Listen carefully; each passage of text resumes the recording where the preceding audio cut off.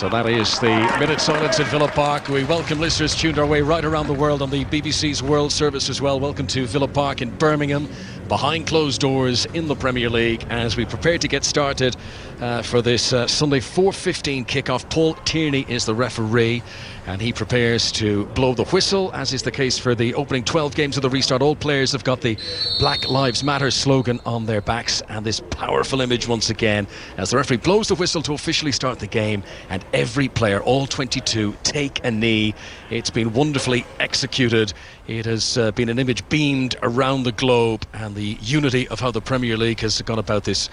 Absolutely every single player being part of it, Clinton, and it gives you little goosebumps when you see it. It's wonderful. It did. I said it against Aston Villa, Sheffield United on Wednesday. It gave me goosebumps, and even today it's the same thing. Every time I see it, it gives me massive goosebumps. And yeah, we're all moving in the right direction, so I'm happy, and long may it continue. That's the voice of Clinton Morrison watching this game with us here on 5 Live. Earlier on, big win for Newcastle at home to Sheffield United. We've got the Merseyside derby coming up at 7 o'clock, but this is Villa against Chelsea. Villa on the attack, and they win themselves a free kick 5 yards outside the Chelsea penalty area, and it was Keenan Davis, the 22-year-old striker, who goes down, and a chance maybe, this is a bit too far out. Hourihane and Grealish will have a look at this. Hourihane, he will fancy his chances there. He's got a very good left foot. It might be a bit too far out, but you might as well. The game's just started. Why not have a shot and test Kepa? Scored a memorable free kick, Conor Hourihane, against Liverpool in the League Cup earlier on in the campaign. And actually I'm falling into the trap now. My friends from Cork will tell me it's Hourihane. You don't say Hourihane, it's Conor Hourihane. Yeah, I know. Is how they say it in Cork. You and me better get that right, Clinton, or we'll be in big trouble. Here it is, played in by Hourihane, but it's dinked over the top, but it runs through to Kepa, the Spanish goalkeeper, who had just come back into the team. The lockdown, he'd been left out. Caballero played a few games. He came back in for that 4-0 win against Everton in the Premier League just as things came to a halt. As down the other end here, Horsten Nilam, the Norwegian international goalkeeper who was involved in that controversial VAR decision, Hawkeye decision in midweek. And that's the one thing the authorities will hope, that this will not repeat itself at Villa Park, that we will not be talking about Hawkeye at the end of this game. Yeah, the Hawkeye, and also VAR. I've said it all along, Conor. I know Hawkeye got it wrong and they came out and apologised, it was a mistake, but I think VAR could intervene in that situation, because that could have been big points drop for Sheffield United. So, but we have to move on from that. But yeah, they did get it wrong, but at least they came out and admitted they got it wrong. I'm sure protocols will be put in place to ensure that VAR can intervene should that happen again. Throw into Aston Villa, halfway line, far side of the pitch from us, the right as they come forward. Neelan, the goalkeeper for Villa, back four: Konza, Mings, Howes and Target. 3 in the midfield: Hourihane, Douglas Luiz and McGinn, and 3 up front: El Ghazi, Davis and Grealish. As Chelsea attack into the penalty area, low cross from Mount on the left hand side. He was looking for Olivier Giroud, and Villa got a lot of bodies back there and they were able to clear it away. Chelsea hold on to possession, left hand side with Alonso. First time in the game that Chelsea got to come forward, and Mount wasn't able to pick out a teammate in the centre. Yeah, it was great play from Willian. He looked sharp as anything. He gets into little pockets where it's hard to pick him up. So centre halves don't know whether to come, but he done well, played a good ball to Mount. I thought Mount was going to try and bend it with his right foot, but he tried to play it to Olivier Giroud, but very good defending.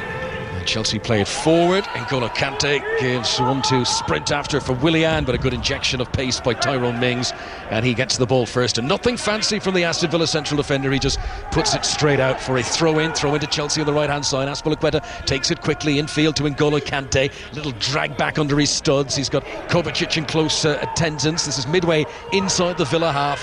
Right hand side of the field as Chelsea come forward. They turn, give it back to the halfway line, and Andreas Christensen, and now down the right again with Azpilicueta. Low ball into the penalty area. Ming stretches out and he puts it out for a throw in right down by the corner flag that Chelsea are attacking the whole tent here at Villa Park on 5 Live. Yeah, Chelsea have started really well, Conor, on the front foot. You know, you get these games and you think this is the first time Chelsea have been back. Will they start slow and sloppy? But they've been on the front foot and they look really sharp at the moment. 3.5 minutes played. Chelsea on the attack. Kovacic with a little chop flick, sort of Cristiano Ronaldo style.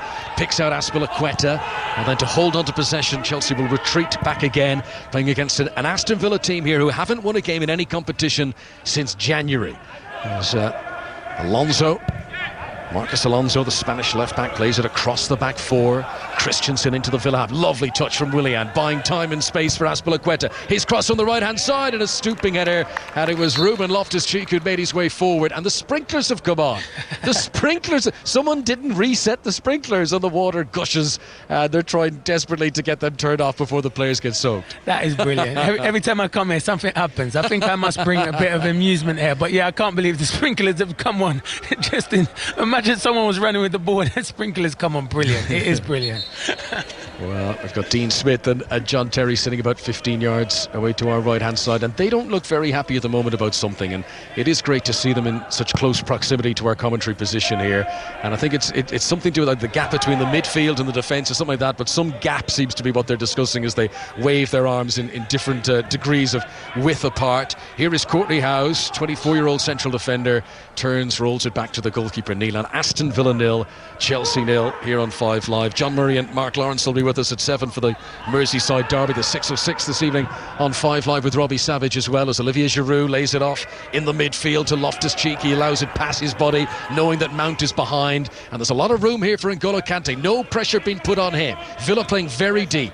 4 defenders, 5 midfielders, and they're all back within a few yards of the edge of the penalty area. As Giroud plays one high, that's a careless ball. That's nowhere near his intended target there of Azpilicueta, and it rolls out, and that is a goal kick to Aston Villa away to our right hand side. Clinton Morrison. Yeah, Giroud's better than that. Usually he makes it stick and you can bounce it off him, and usually that you play off him, but yeah, it was a bad first touch. But I think I've watched a lot of games, Connor, and what I've noticed is exactly what Villa are doing. Most teams now sit back and invite pressure on, but if you keep doing that and can't get the ball, eventually you'll get tired legs, tired minds, and these Chelsea players have got quality. They'll break you down. So Dean Smith will want his team to get on the ball and have a few touches, because it's been all Chelsea so far. This, by the way, Frank Lampard's 100th game in management, having started at Derby and gone through the full season with them, and now in the Premier League with Chelsea. But he is up to a century of games as a manager. He loved playing against Villa in his playing days, Frank Lampard. He scored more goals against Aston Villa in his career than any other club,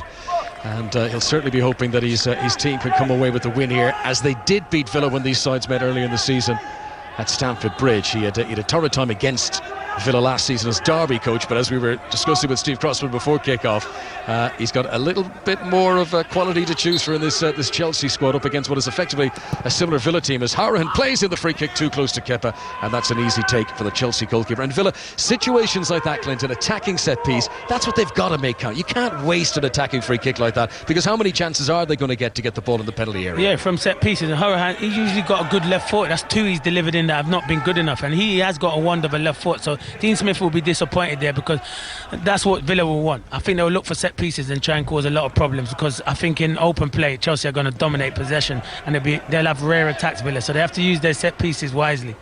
Villa 0, Chelsea 0, 7 minutes played on 5 Live. Second game in a row that Aston Villa have been taking on a side that's a contender for a top 4 place. The 0-0 draw against Sheffield United on Wednesday. Mason Mount comes to the attack for Chelsea wearing their black strip here at Villa Park. He's got Loftus-Cheek with him in support, and he will win a corner to Chelsea on the left hand side as they come forward, and Willian trots out to take it, and the 2 big burly central defenders, Andreas Christensen, who's never scored a goal for Chelsea, always trots up for the corners, he never scores, he comes forward, and so too does Rudiger. He's the decoy. You always have one player who makes that run, Connor, for the other centre half to score, Rudiger. I'm going for the commentator's curse now. After saying that, surely he's going to score. Here comes the delivery into the penalty area, Willian's cross, and Ezri Konsa is there to head it away for Villa, and they get it all the way back to the halfway line, where the last man standing in defence for Chelsea is N'Golo Kante with the white boots, just flicks it under his studs and sprays it out accurately, landing directly on the chest of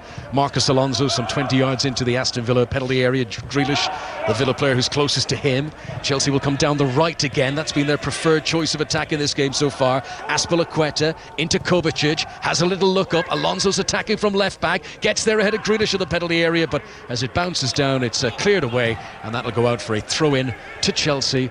Attacking position down the left-hand side for them. Still 0-0. I think they're too deep, Aston Villa, because Kovacic is picking up, and he's not picking up in his own half, he's picking it up deep in Villa's half, and he's causing problems along with Kante. I think Dean Smith will want his team to get out a bit more and press. Let the centre halves have it, but don't let N'Golo Kante and Kovacic have it, because they'll dictate the game all evening. John Terry watches on away to our right-hand side. Must be slightly mixed emotions for a man who's so ingrained with Chelsea and all the success that he had there in his playing days, and yet he's up against Chelsea here. As here comes Willian into the penalty area. Chance of a left-footed shot, and he never really got the power on it, and it went straight to Tyrone Mings, whose clearance falls for Kovacic. 10 yards outside the penalty area. Poor pass from Kovacic, way behind Marcus Alonso, and that drifts out for a throw-in to Villa. Right full-back position, but Villa, it does feel, Clint Demarza, that Villa are being penned in here in the early stages. Not 10 minutes played yet. Yeah, and you've got to give credit to Chelsea, and obviously the way Frank Lampard set out his team, they're really positive. It's an attacking team that he's put out there, and they've been on the front foot. You're just waiting. It's only a matter of time before they score a goal. Villa are defending well at the moment, but you can't do this for the whole 90 minutes because it will be a struggle. They have to keep possession of the ball. Last team to beat Chelsea were Bayern Munich. That was in the Champions League on February 25th. They haven't lost a league game since Manchester United won 2-0 at Stamford Bridge. That was in the middle of February. Here, Tyrone Mings on the edge of the penalty area rolls it back to the goalkeeper. Neil under the pressure from Willian, clears it right-footed to the isolated Keenan Davis. Only his second Premier League start of the season. He's come on as sub plenty of occasions, but it's going to be difficult for Villa to get support to him. It's all well and good playing a long ball up to him. Even if he wins the header, if no one's within 25 yards of him, it's just giving possession away. He's a spot on, Connor, and you can see me here waving my hands. Nyland, the goalie, he's kicking the ball, but wait till your teammates are close to Keenan Davis. I played that long striker row. It's difficult. He's got like 2 or 3 defenders around him. Get up and support him, because if not, I keep mentioning it, it's going to be a long afternoon and evening for Aston Villa, and they will lose this game. Kovacic inside the Aston Villa half, under pressure from John McGinn. His 20th appearance in the Premier League this season for their Player of the Year from last season.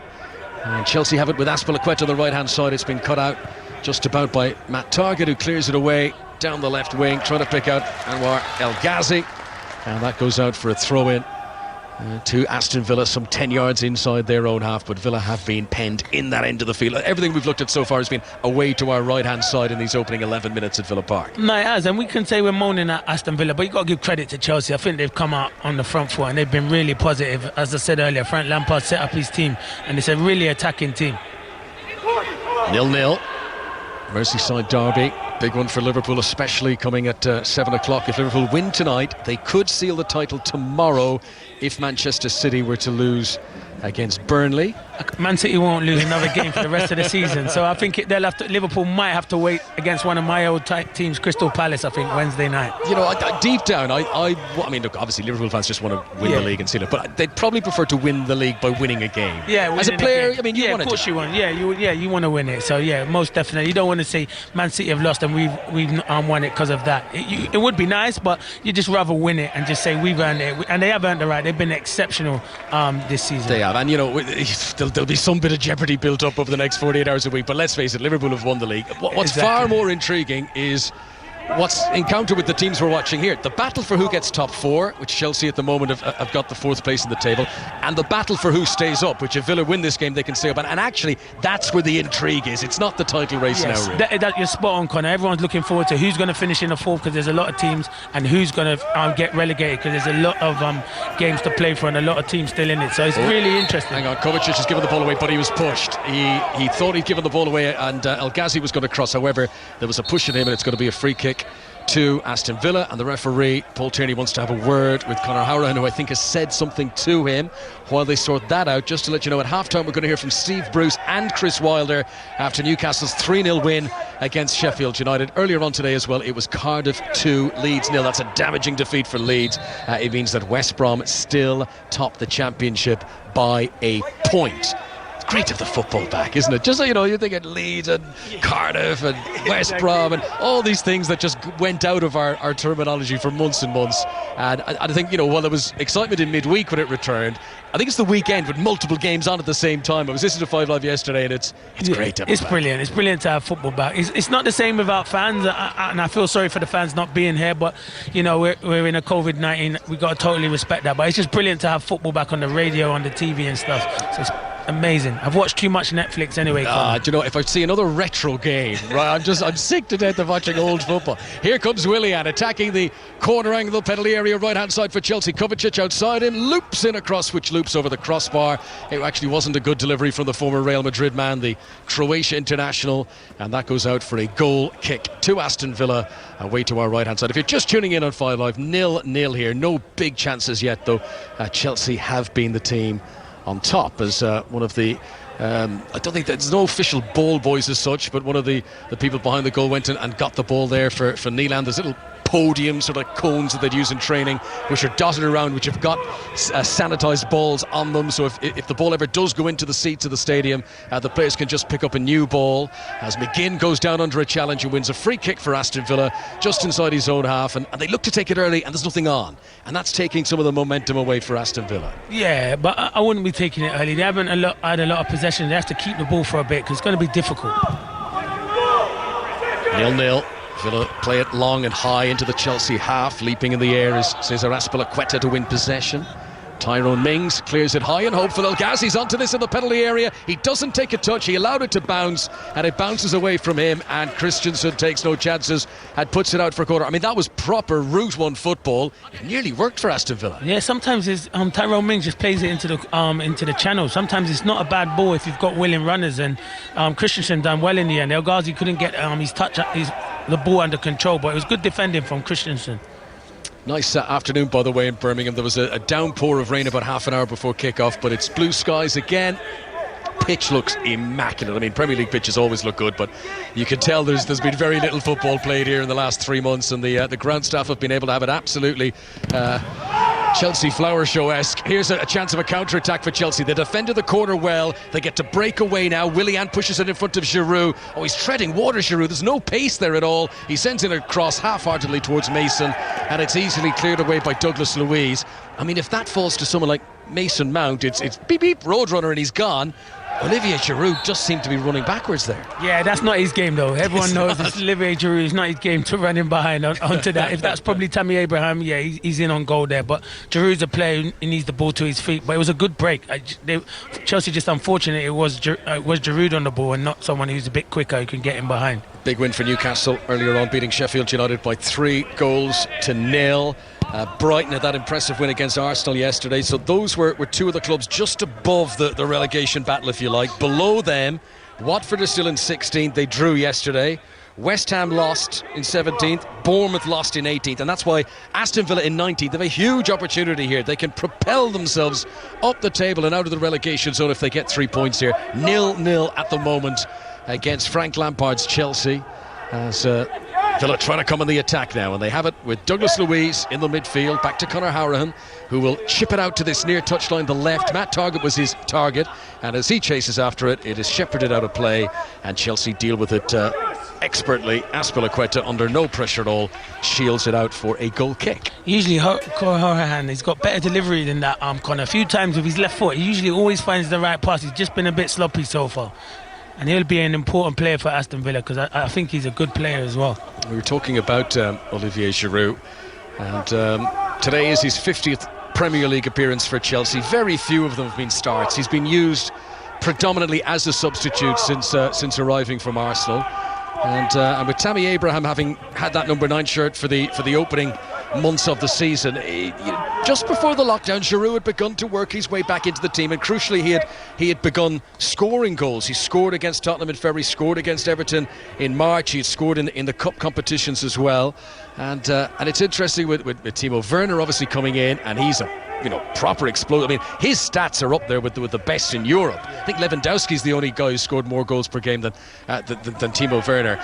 Presumably Giroud won't be holding that position once Werner comes in. No, but Werner can play off one of the wide areas, but I think Chelsea have bought him to be a number 9, so it's going to be difficult. Werner's a goal scorer.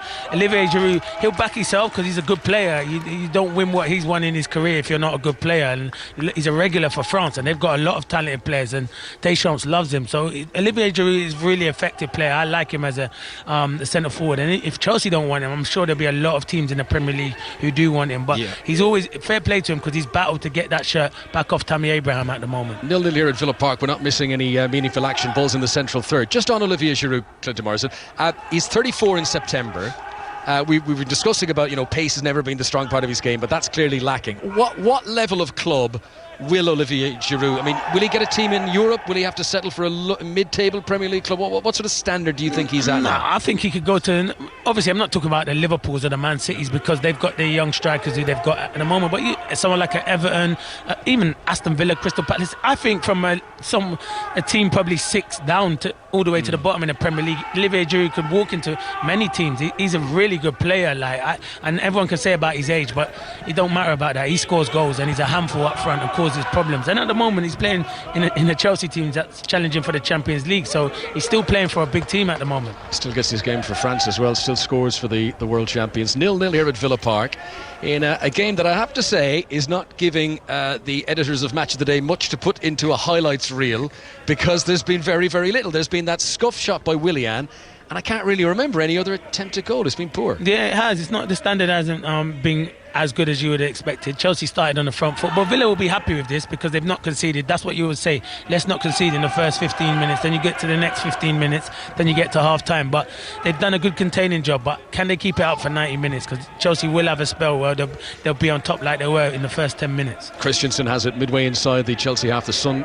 brightly beaming down on the pitch. And N'Golo Kante, the space Kante's getting around the centre circle must be of concern to Villa. Every time he's allowed turn, he's allowed move forward, he can spray those passes. Here he look, no one within 10 yards of him again, and he's within 10 yards of the penalty area. He gives it to Willian just outside the box. Willian running from right to left across the edge of the penalty area. Now Mason Mount has a shot left-footed. Good save, Neelan. Best opportunity of the game so far. Power. It was hard and firm, and the goalkeeper, it sort of hit his wrist, but he was at full stretch to clear it away. It's a good save from Neelan, but great play from Mason Mount. Exciting young player who's burst onto the scene this season.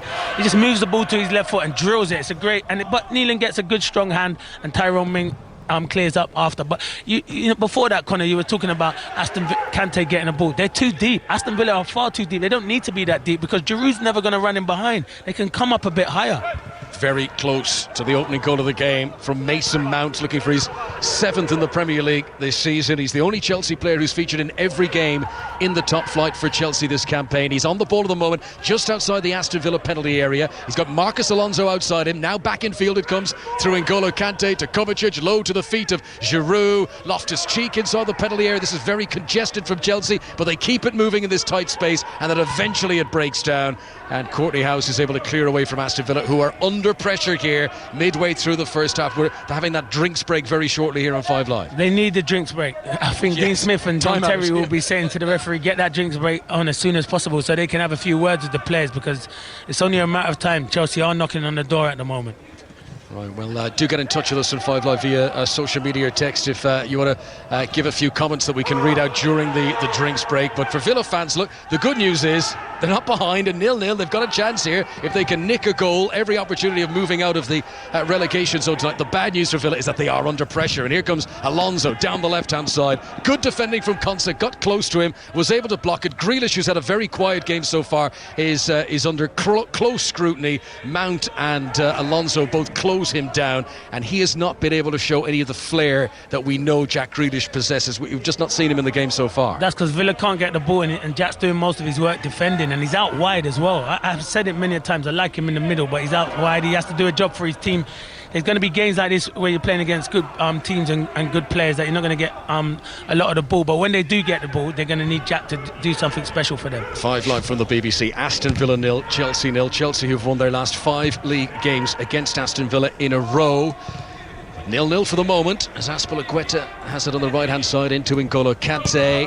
11 players all back in the final third for Chelsea. Even Keenan Davis, the striker, he's back deep inside his own half here. That's the pressure they're under, as Ruben Loftus-Cheek, on his first appearance of the season, he must be enjoying himself down there. A young man who did so well on that loan spell at Crystal Palace, got into the England squad for the World Cup, played several of the games for Gareth Southgate in Russia, and he must have thought, here we go, my career is really taking off, and then he gets that injury, and he's ended up missing a whole year with it, but he must be delighted to be back out there. What have you made, Clinton Morrison, of Ruben Loftus-Cheek's opening 25 minutes here? No, he looks good, he looks sharp, he wants to get on the ball, he wants to make things happen. Here he is in the penalty area, and good defending by Courtney House, who got close to him and managed to clear the ball away. Sorry, Clint. Yeah, you're right. He's a really good player. He has looked sharp. It's going to take time because he's been out for a long time, and so this is his first game back for might be even over a year. So it is. Yeah. So, but he's a tremendous talent, and it'd be good news. It's good news for England if he can stay fit, because I think he'll be an England regular. I rate him that highly. Just as we're praising him, he's a poor touch inside the penalty area. The ball goes out of play on the far side, and we take a break for tea. We take a break for a drink, and the players come across. So we are a quarter way through the match here on 5 Live, and a stat that tells you everything is the possession stat. 74% for Chelsea, and Aston Villa at home are being overrun at the moment.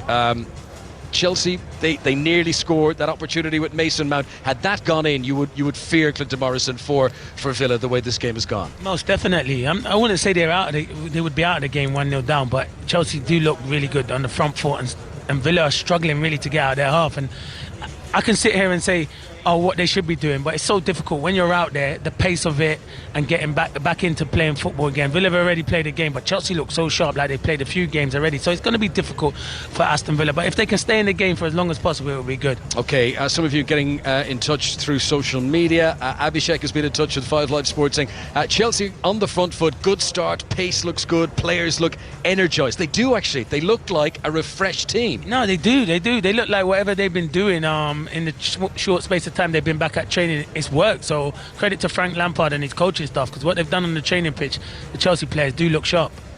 Right, other comments said, Dingle says, absolutely hate Grealish being out wide. We've got El Ghazi, we've got Trezeguet for that. He's more effective in the middle, surely. Where would you play Jack Grealish? Yeah, I'd play him just off Keenan Davis. I'd play him in like the number 10 role. I think he's really effective. He drives with the ball. He's kind of stuck out there, out on the wide. I've always liked Jack Grealish in the middle, but obviously Aston Villa know where Dean Smith thinks he knows where he plays best. He's worked with him for a long time, so he knows. But at the end of the day, me personally, I'd like to see Jack in the number 10 role, just off Keenan Davis, where he can drive with the ball and get on the ball more. This is 5 Live for the BBC. We are midway through the first half of Aston Villa against Chelsea. If you're just tuning our way, you haven't missed any goals in the opening 23 minutes so far. They're having the drinks break, and Dean Smith, the Villa coach, who's been standing right up by our commentary position, is now down on the pitch. John Terry as well.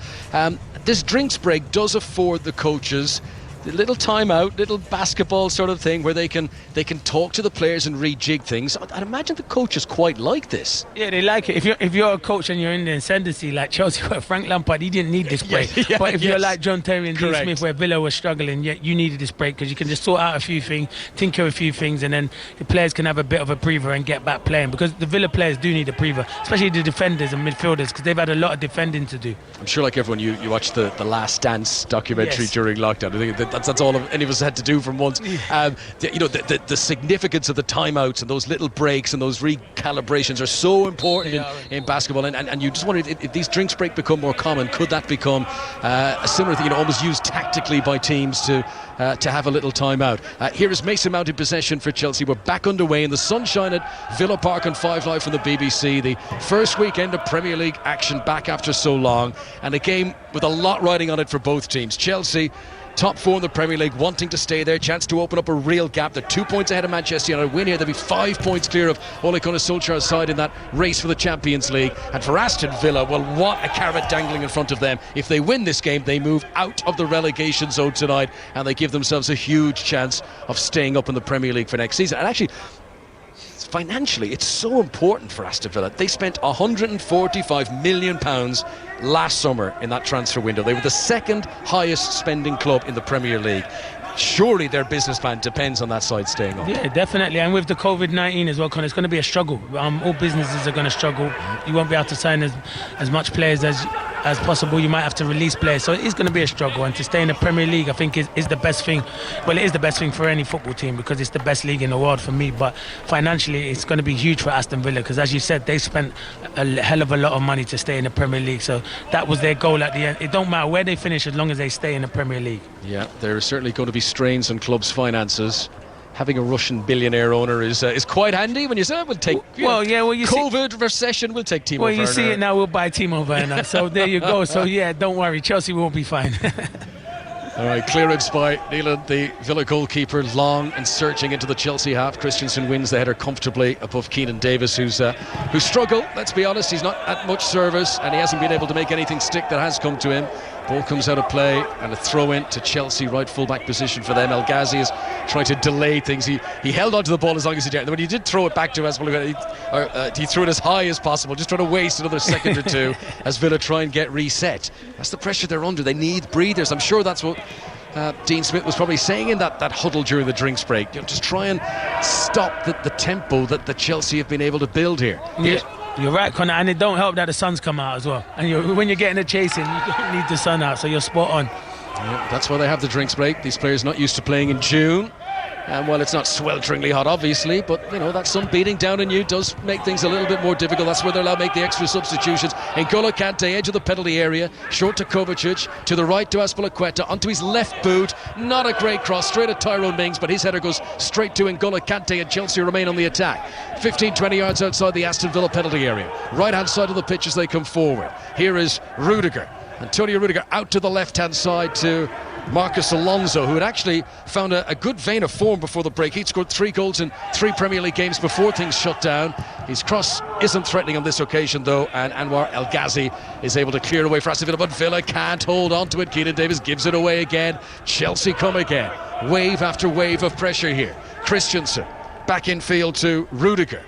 Rudiger with the head up, looking for options. Gives it short to Mason Mount, who has started this game on the left wing but has now crept into a more sort of number 10 position. Gives it out to the right hand side to Azpilicueta. He'll cut in off the right wing. Short to N'Golo Kante. Dazzling display of passing here from Chelsea as they weave one way and the other. Willian's cross flashes through the 6-yard box. Giroud threw his body at it. Any touch at all, it would have been 1-0, but he didn't get the touch and it went through him and it flashed out the other side, and that is a let-off for Aston Villa. Yeah, they're so deep, Aston Villa. It's only a matter of time. It's great playing. It's a great ball from Willian.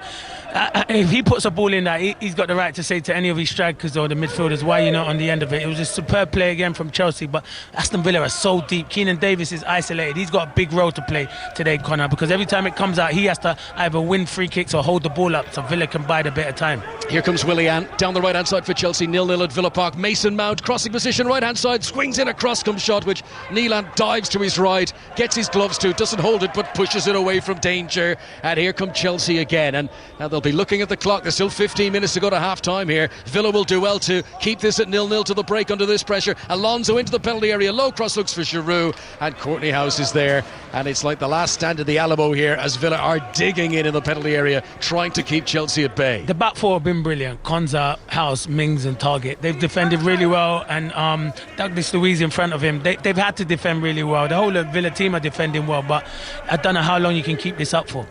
Chelsea haven't won a Premier League match outside of London since November, and that win, when I say outside of London, it was at Watford, so it wasn't very far away from London. So they haven't done great on their travels lately, and Frank Lampard will hope that the good attacking play they're displaying here will be rewarded with a goal sooner or later, because we've seen so many times in the Premier League you don't score in a good patches. Kovacic here shoots and it bounces awkwardly in front of Neelan and it nearly spins in. It hit his gloves, it had backspin on it, and for a moment Villa had hearts in mouths, but Neelan was able to gather it. Goal line technology. Has he got the watch on? That's what I just That's what I was thinking. Oh, it was a scary moment though. He reacted really well, but yeah, it was a scary moment for Aston Villa. He came in the start of last season, Horsham Neelan. He was originally supposed to be signed to be first choice goalkeeper, and he didn't impress at all. He played a few games and he particularly struggled with high balls. As down the other end here comes El Ghazi and he shoots, and good shot, and Kepa diving to his right hand side. Said that's the best attempted goal from Villa in the game so far. We'll come back to Neelan in a moment.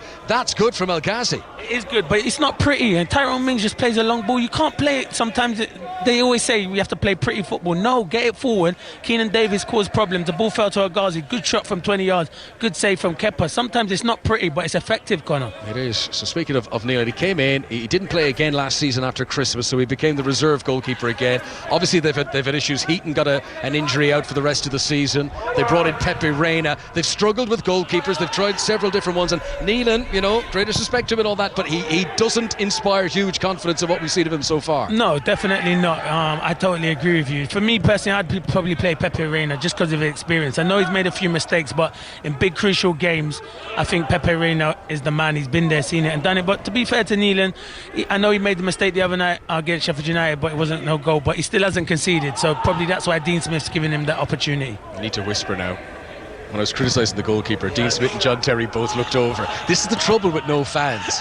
You see, I don't mind it, people at home listening on the radio, that's fine. I don't like when the manager can hear me and he's only 15 yards away. And he gives you that stare. Don't worry, Connor, I'm over your shoulder, mate. I'm protecting you. Say that to my face. Yeah, exactly. Clinton will back me up. Exactly. 0-0 at Villa Park. We've got 12 minutes to go to half-time. And we're beginning to see a few chances now. It took quite a while for this game to get going, but now El Ghazi has brought a good save out of Kepa. Here he is in possession down the left-hand side. Good left foot across. McGinn with the flashing header. He just needed a slightly firmer touch. He glanced it. He needed to push it. And on the big screen, look at all the Villa fans who are watching like a Zoom call, and they all have their hands in their head in their hands there. They thought for a moment that was the breakthrough. Yeah, that fan thing's brilliant. It's good, actually, it's a great play, though. It's good play by El Ghazi. He's come alive. It's a great ball in, and John McGinn will be disappointed because I think he gets there before Christensen and maybe should have directed the header on target. So good play from Villa. They're just starting to come into the game slowly but surely. Yeah, something is beginning to turn. And I was just going to make that point actually before the shot at goal down the other end, the one that Neelan saved, was that how many times in the Premier League do we see a team have a great 20 minutes and we go, oh, they're going to run away with this, but they don't score, and then it comes back to haunt them, and that's what Chelsea will be worried now. Yeah, definitely, because Villa are getting confident Here now. Here comes Grealish running through the Chelsea midfield. Oh, he tried to play it out to El Ghazi. It was a good idea, and it clipped a heel on the way through. Azpilicueta running back was able to intercept. Strong header from Courtney House, and then he doesn't fall well. He landed on the flat of his back. He collided in the air with Giroud. Both players are hurt, and this is going to lead to a little stoppage in play here while the referee Paul Tierney just makes sure that they are okay. They were jumping in the air, two big men, two big leaps, and they fell awkwardly, the pair of them. Yeah, it's not a foul. Even though I'm a centre forward, and I think Courtney House has come through the back of him. He's powerful. He wants to win it, and he just catches Olivier Giroud in the back. But yeah, it was a good, honest challenge from both players. So 0-0 in the sunshine at Villa Park. Villa coming back into it. That for the first time we had Grealish in full flight, the socks at half-mast, the hair bellowing behind him in the breeze as he ran forward, and that's what Villa will want to see more of. Get him on the ball, get him running at the Chelsea defence as it's played up towards Keenan Davis here. He can't hold it up, but he's doing his best here against Azpilicueta, such a seasoned campaigner, the Spaniard. He's able to clear it away, and then there's a foul on Chelsea's captain on a free kick, which they take quickly and get on with it. And N'Golo Kante rolls it through to Ruben Loftus-Cheek on his first appearance of the season, and Chelsea give it out to Alonso. And the drinks break didn't help Chelsea, and you predicted that, Clinton. They were motoring, then they had that little stop, and ever since then Villa have managed to come into the game, and Chelsea are now trying to regain that momentum that they originally had. Or you can say credit to Dean Smith and the coaching staff for whatever he said, and he changed it, might have changed a little tweak in the system or something, but Villa do look much better, especially going forward. Here is Azpilicueta, floats one in. Alonso's arriving. They've tried that pass a few times. He's very tall for a left back, isn't he, Marcus Alonso? But he was well marshalled on that occasion. Konza and Howes are sticking close to him. He makes those late runs into the penalty area. Chelsea have it inside the centre circle with the Dane, Andreas Christensen. And now here is Willian, the Brazilian, on the right-hand side, slowly edging his way towards the Aston Villa penalty area. He trickles it back to Azpilicueta here, still on the edge of the box. Mount plays a 1-2. Oh, he was in, Azpilicueta, and he couldn't receive the return pass. A heavy first touch. He could have just struck that toe peg first time. He had a clear side of goal. Yeah, it was good play. It was good play from Mount, and Azpilicueta's touch just let him down. It was really good play, though. That's what they're looking. You can see Frank Lampard saying, keep building it slowly but surely and interactive. The little interplay that they have on the edge of the box, and that's where Chelsea come alive. But yeah, good defending again from Tyrone Mings. But it's so difficult for Aston Villa to get out, Connor, because Keenan Davis is isolating, and if the balls are going to be played up to him, they have to be played to his chest, because if you're playing it to his head, he's got no chance of winning it. 8 minutes to go until half-time, 8 minutes plus stoppages at Villa Park. Aston Villa, whose draw against Sheffield United on Wednesday halted a run of 5 straight defeats before the lockdown. Can they get a win here against Chelsea? As Willian rolls it to the byline, Mount pulls it back. It was behind Ruben Loftus-Cheek, and there was a pull of a shirt from a striker on a defender there, and Villa get a free kick. But another good promising build-up from Chelsea. Yeah, it's good. A good play again. You can see Mason Mount's moved over to this right-hand side of the free in midfield and causing a lot of problems. And you can see Loftus-Cheek has gone onto the left-hand side, and Mason Mount's just picking up little areas. It's hard to mark players like that because he's always on the move, and he makes things happen. Villa 0, Chelsea 0. Earlier on today we brought you Newcastle 3, Sheffield United 0. Quite a surprising result from a Sheffield United point of view. I mean, you saw them on Wednesday. Did you think that they had suffered from the long break? Yeah, I think they had suffered. It wasn't the same intensity that you see from a Sheffield United team. They failed to really create anything. But I think going down to 10 men today kind of killed the game off for Sheffield United. I think as soon as they went to 10 men, Newcastle got the lift. But credit to Newcastle scoring 3 goals and also Joe Linton getting a goal. That would be good for his confidence. Yeah, that'll go down very well with the Newcastle fans. They go ahead of Southampton and Everton as well in the table. 7 o'clock tonight, Merseyside derby, full commentary on 5 Live. Our football correspondent John Murray will be alongside Mark Lawrenson for that one. Looking forward to listening on the drive home. Here is Mount now attacking down the right hand side. That's great feed into the penalty area. He goes across the face of goal. Loftus-Cheek slides in, and that was like Gaza Euro 96. All those retro games we've been watching on the telly in recent weeks. He slid in. He was a whisker away. Any touch at all, and Chelsea would have had the lead. Yeah, it's great play again from Mason Mount. As I said it, he playing on this right hand side. He causes problems. He just drives at defenders. He wants to take people on, and it's a great ball in. And Loftus-Cheek is inches away. He has made the right move, Loftus-Cheek, but the ball's just a bit too far in front of him. Still 0-0. And Chelsea, we said that they had just gone off the boil, back to a mere simmer after the drinks break. I think they're bubbling again now because Willian especially combining with Mount. Mount is almost got a free role now. He's playing in the centre, he's playing the left wing, he's playing wherever he wants to drop off, whatever pocket of space he can find.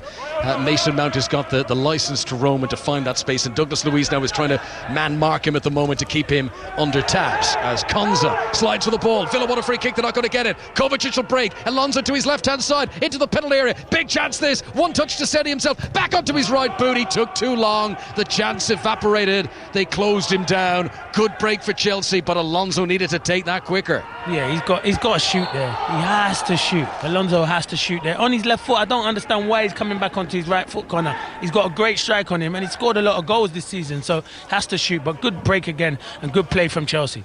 So 0-0 it remains, and it is going to be a free kick to Villa just inside their own half, and the flags bellowing in the breeze here at Villa Park, and John Terry and Dean Smith chatting away to our right-hand side and deciding what tactical changes they might make at half-time. Of course, they can make 5 substitutes now. You can still only make it in 3 different occasions. You can't make 5 separate substitutes and drag out the game like that. So, for instance, if you brought on 3 substitutes on 3 different occasions and then one of your players got injured, you couldn't make a 4th sub. It's only on 3 occasions you can actually make changes. But it does allow that extra bit of tactical leeway, and you know, changing the lineup is something that can be done more expansively than normal with this extra option. Here comes Willian on the attack, down the right hand side, into the penalty area, left-footed shot, goes for the far top corner, and it did bend, but it set off too far wide of the target, so even when it bent in, it still was several feet wide by the time it cannoned into the advertising boards behind. But he looks sharp, Willian looks really sharp. Every time he picks the ball up, he's positive, he wants to get forward, and you can either show him on his left or his right. He's just as good on his left. So Target's, it's going to be a hard evening for Target, because he is a good player on Willian. But it's good play there, but he just couldn't wrap his foot around it to bend it into the top corner. We're live at Villa Park Sunday afternoon, this 4:15 kickoff, and I mentioned, of course, that coming up tomorrow, Manchester City play Burnley. We'll have the Monday Night Club with Kelly Cates. Remember, if Liverpool win tonight, if City were to lose tomorrow, that would be it. Liverpool would shore up the title. More football on Tuesday. Leicester play Brighton, that's a 6 o'clock start, and Tottenham against West Ham is at 8. And the football just keeps coming and keeps going. Match of the day 2 tonight, 10:30 on BBC One. Free kick to Villa, midway inside the Chelsea half. Grealish slowly gets back up to his feet, having been fouled. Chelsea bring all 11 players back behind the ball. There's only 3 minutes to go to the break. Howran stands over it, and Chelsea are holding a defensive line on the edge of the penalty area here. Howran plays it out to Grealish on the right-hand side. Now he's got plenty to aim for the middle. Can Jack Grealish produce the cross here? Alonso's been close to him. Kovacic close as well. Comes back to Douglas Luiz. That's a good ball in. Courtney House, shot on target, saved by Kepa. The follow-up is in. They have scored. Courtney House for Aston Villa just before half-time has scored after a delicious delivery from the Brazilian Douglas Luiz. That was brilliant into the penalty area. He needed 2 bites of the cherry, but he got his teeth into them, and it's Aston Villa 1, Chelsea 0. It's a great ball in from Douglas Luiz. He makes the goal, and then your first one, you think Courtney House makes a mess of it, but then he kind of stretch him, but fair play to him on his right foot. He manages to dig it out and put it into the far corner. And you did say, Connor, you can dominate possession, you can have all the chances, but Aston Villa have defended well, they've stayed in the game, but a really good goal from Courtney House, and he's probably been one of their best players because he's defended brilliantly alongside Tyrone Mings. But the ball in from Douglas Luiz was first class. Oh, Frank Lampard looks at his watch and he's got that rueful expression on his face. We said this was possible. They had a glorious 20-25 minutes in this game where they threw the kitchen sink at an opener here. They had so many opportunities, but Chelsea didn't score in that purple patch. And this is football. It comes back to bite you. Villa, 90 seconds now remaining of normal time in the first half. And Courtney House's first goal of the season.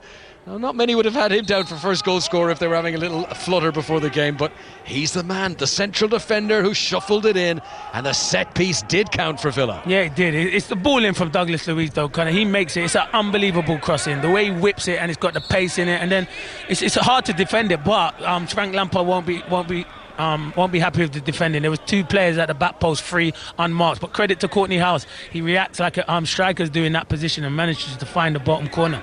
Aston Villa 1, Chelsea 0, and this throws a cat amongst the pigeons in the relegation battle now. And listeners of Bournemouth and West Ham and Watford will all be getting twitchy now if they're tuned into 5 Live, because Bournemouth have dropped to second bottom. West Ham have just dropped in the live, real-time table.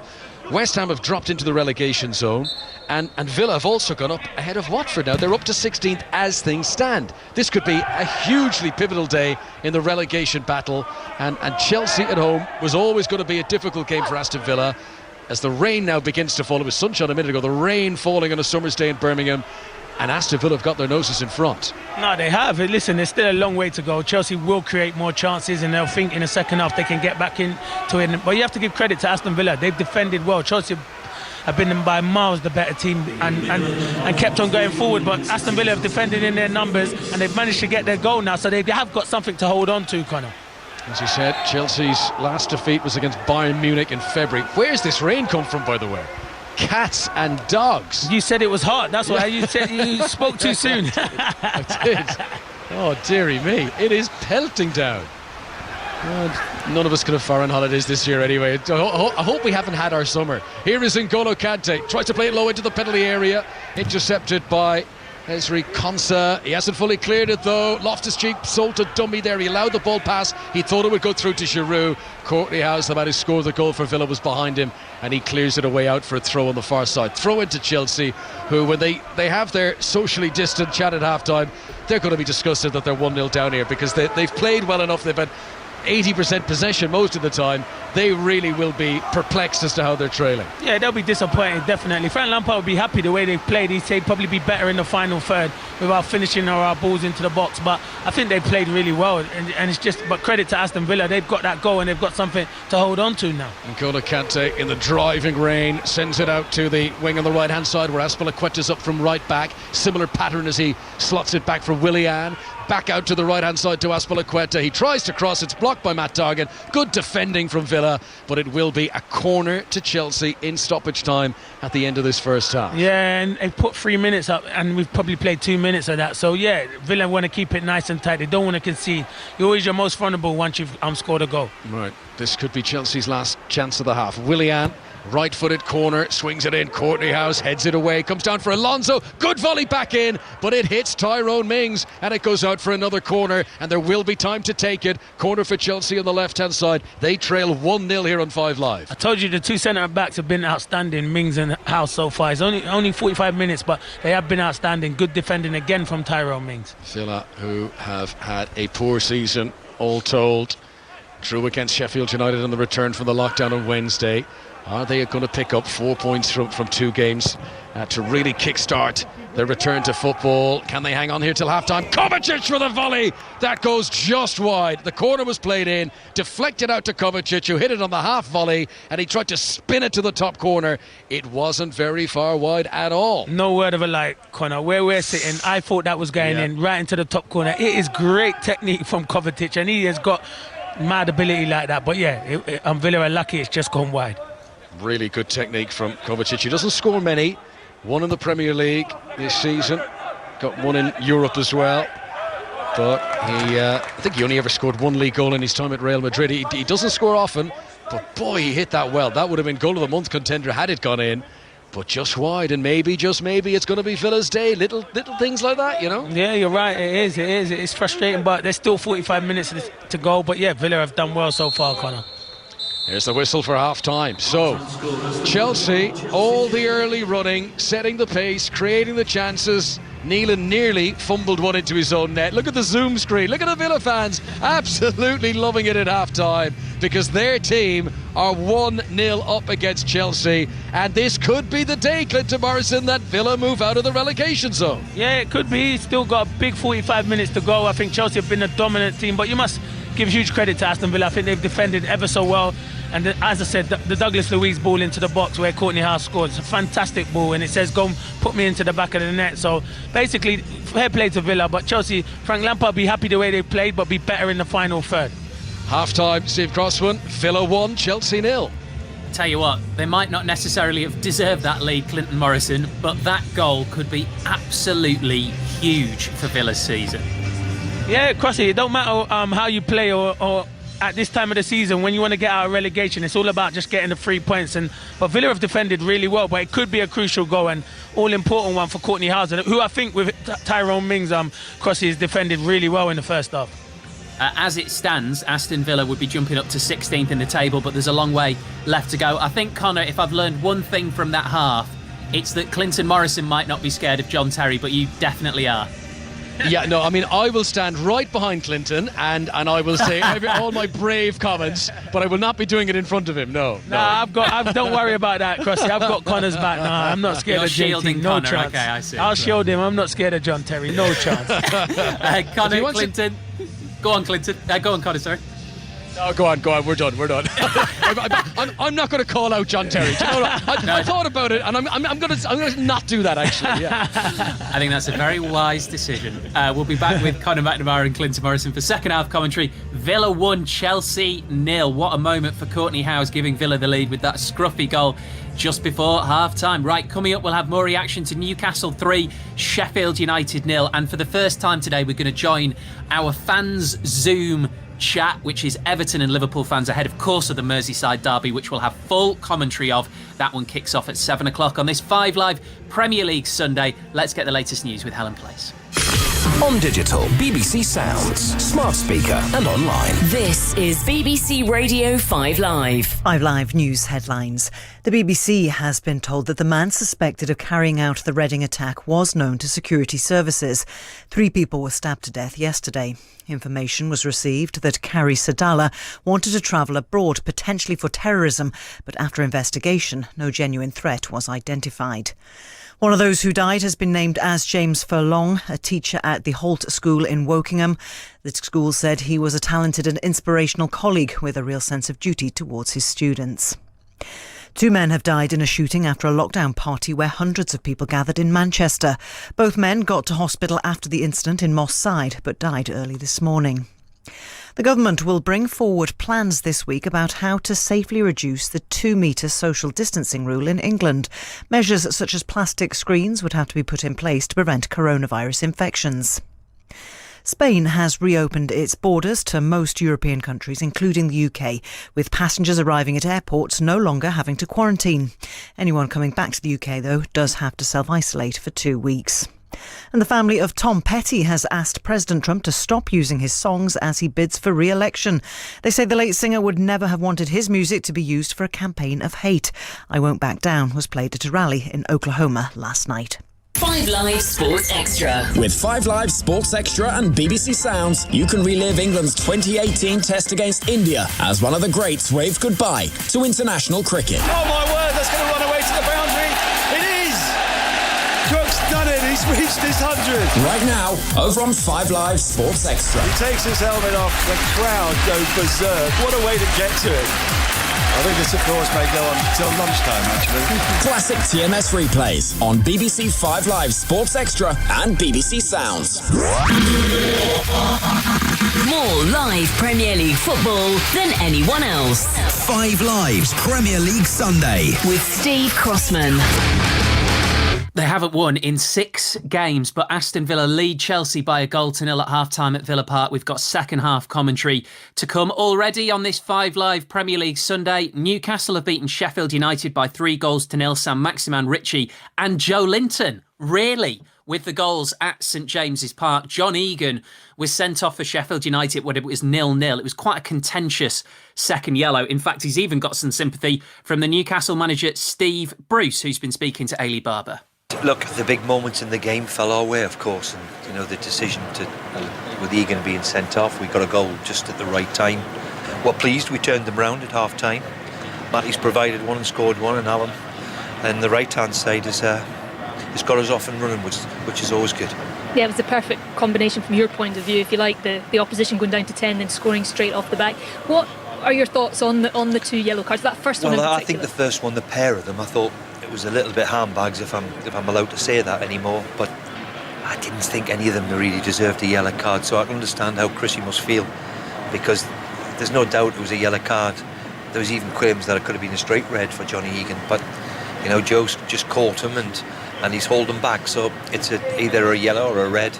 And as I said, in big decisions, in big games, them decisions you need to go for. We've all been on the ones that go against you, and in the Premier League the margins are so fine, so we're pleased. It's been a good day for us. We couldn't have asked for a better start. I know what it's like to take some criticism and certainly Joe takes it, and I think he's got a resilience about him where he's going to stay with it. And look, we know he's had a tough time.